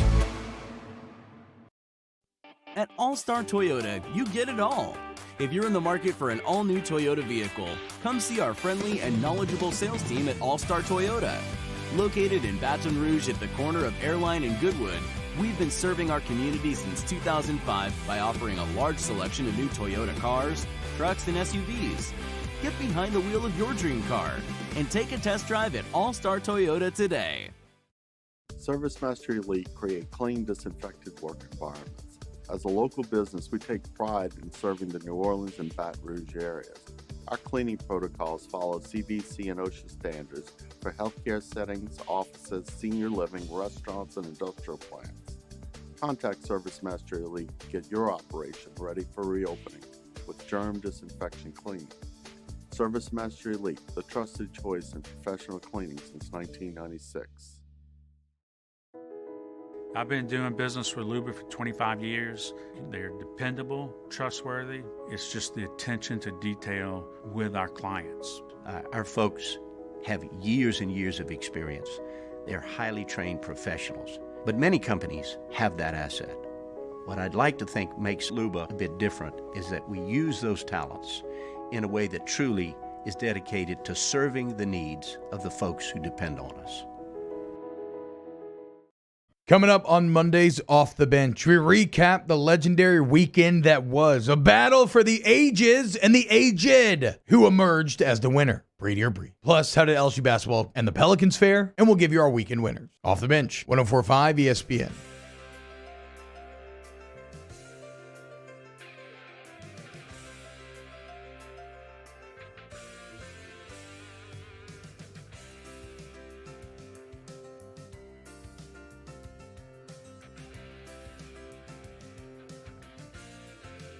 Hangin' with Hester and Hanny on 1045 ESPN Baton Rouge and 1130 The Tiger. All right, welcome back in. Hanging with Hester and Hanny, presented by Richard's Honda. Time to wrap it up with a little Ask Us, brought to you by Cold Coors Light, Blue Moon, Light Sky, Vizzy Seltzer as well. Yeah, you can. I'm good. Want a shotgun one? I'm good. Okay. I've never shotgunned anything before. And then nobody is shocked by that. Hey, before we do move on, the Hester Sports Foundation, our foundation, my family's foundation, we are having a raffle for this LSU 18 Hester jersey that you see here. It's like official here. Did you wear that one? And, well, I can put it on right now. You can find more information on Twitter about how to enter the raffle at Hester Sports is our handle. That's our foundation handle for your opportunity. $5 per entries, no limit, and that ends on Sunday at 7 p.m. Excellent. So don't be cheap, Hunt. Put your entries in for a good cause. Of course. Yeah, I'm on it. Yeah, I bet you are. Ask Hunt, how much will Mo Hampton contribute to the baseball team this season? Right now, I don't think a lot. I think DiGiacomo is going to be out there. I know Cruz is going to be out there, and we feel like Beloso is going to be out there. Now, obviously, if Hampton were to become a solid bat, he's a much better defender than Beloso would be out in the outfield. But right now, it's crowded out there a little bit. I mean, I think Brody Drost may want some time. I mean, he's got to come in and contribute. Just because you were a high pick at one point and thought to be a really good player at one point, you got to produce. And he struggled, admittedly, against tough circumstances last year, joining the team as late as he did because of the postseason run. But right now, I think it's more likely than not that he doesn't help a ton. All right. Ask Jake, is that jacket from LSU or did you buy it? Actually, this is a gift from my mother-in-law. She got it for me for Christmas, and it's the first time I'm breaking it out. I appreciate starter jacket. Yeah, it's a starter jacket, which if you're a 90s baby or even you had some fashion in the 90s, you probably had a starter jacket. Raiders starter jacket, real popular. You had a Raiders? I didn't. I never had a starter jacket of any Nothing kind. Raiders ever touched this body, nor will it ever touch. But everybody had the Raiders starter this jacket. body. Yeah, the Raiders. Nobody likes the Raiders. All right. Let's see here. Ask us, can we get a Hanny health update? Yes. My man Charles Hannegriff is up and moving around somewhat. Said the surgery went extremely well, so he'll run his 40-yard dash for us whenever he comes back. Excellent. We talked about cartwheels yesterday. We'll see when that takes place. He could do it. Ask us, National Bagel Day. What is your favorite bagel flavor? Biscuit. Where do you get that at? That's not a flavor. I would rather have a biscuit than a bagel. I don't want a bagel. Okay, well, I thought you found this new flavor. No, I just should want have a known biscuit. you were going to be boring and not answer the question. I did answer the question. I'll go said cinnamon. Bagels aren't that good. I'll go cinnamon and raisin. I like cinnamon and raisin bagels. Biscuits are far superior to bagels. I didn't say they weren't, but the question was Bagel Day, not Biscuit I'm not Day. celebrating that. I mean, a biscuit. Everyone is saying Brees is retiring, but as Brees said he is retiring, is this a rumor in the clubhouse? He's got a TV gig lined up already. A lot of people in his close circle seem to think that this could be it, but I'm never taking a guess on Drew Brees, Tom Brady, or Phillip Rivers when they're retiring, or Big Ben for that matter, because they obviously love playing football. They don't want to give it up, and pretty much they're all playing still at a pretty good level. Yeah, they are. But I think this is it. Best Mardi Gras parade food. I say a box of Popeye's spicy chicken. That's a pretty damn good one. That's the correct answer. I was going to say that, and I haven't read the Popeye's question. I was gonna say chicken, that. mashed potatoes. No mashed potatoes, just fries. The fries are fantastic. Yeah, at they're great. Popeyes, but so is the mashed potatoes and the biscuit. Yeah. Well, the biscuit, you got to get an extra biscuit. I'll go Fat Boy and splurge and get all of it. Yeah, I get an extra biscuit every time at Popeyes. You don't need a plate. You can stand there, eat your chicken. Yeah, and the watch box. parade. That's the best part. Yeah, and Popeyes is fantastic. We used to get Popeyes after every LSU game. That's what they handed us out, and we'd always try to get like the young guys to like go back and get us some more chicken. So like have like 3 boxes because you just put it in your refrigerator, and then Sunday morning you woke up and you had some Popeyes chicken there as well. They had Bojangles as they were leaving Florida. I went down to interview O for the post-game show for the network, and they had all the Bojangles out. Yeah, road games are a little, sometimes Gainesville probably doesn't know what a Popeyes is, Gainesville so maybe give some stinks. Bojangles. Stinks. Ask us, what kind of stuff does Skip put in those storage units he sells? They've accumulated lots of stuff. Ask us, National Hat Day. So we got multiple national days. Do you have hats that you only wear out when you're not going to be active? I do. I have like a couple of hats I don't want to sweat in. They're all LSU hats for the most part. I've got a San Diego Padres hat that has been in like the Pacific Ocean, the Atlantic Ocean, the Gulf. It's been worked out in. It has been through the ringer. I don't wear it that much anymore, but I will never get rid of it because of what we've been through together. Yeah, most of my hats I play golf in, so I don't really care. I can wash them. Greatest pro wrestler of all time: Hulk Hogan, Ric Flair, or other? The Iron Sheik. We talked about it yesterday. Go Twitter. Okay. I never watched anybody wrestle, so. Now your favorite and the greatest are different. I'm gonna go with Ric Flair. I don't think you're wrong there. Woo! Paul, I don't know if you'll have anything to say here. What? I mean, big wrestling guy. No, you're not. I was. He loves wrestling. Okay. My big one was Sting.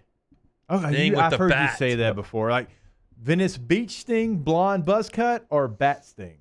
I like the black and white. Okay. Did you see the movie Ready to Rumble?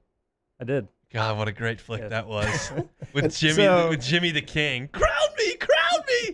Look, I'm not going to disagree. Like I've seen that before, but not many people will come on a show and say that Once Upon a Time in Hollywood is an awful movie, Yeah, it is. and that movie is a fantastic. And it movie. is. Those are both true statements. Yeah, I mean it's hard to beat Ric Flair. I mean, to be the man, you got to beat the man. I mean, every woman's dream and every man's He's nightmare. the one that said that when all you dopes Yeah. were saying you wanted to play Alabama again after the 11 season when we could have played Oklahoma State and won by 30. But you got to beat the man. No, you got to beat whoever they tell you to beat. Diamonds are forever, and so is Ric Flair. Limousine riding, jet flying, Rolex wearing. I mean, it's Ric Flair.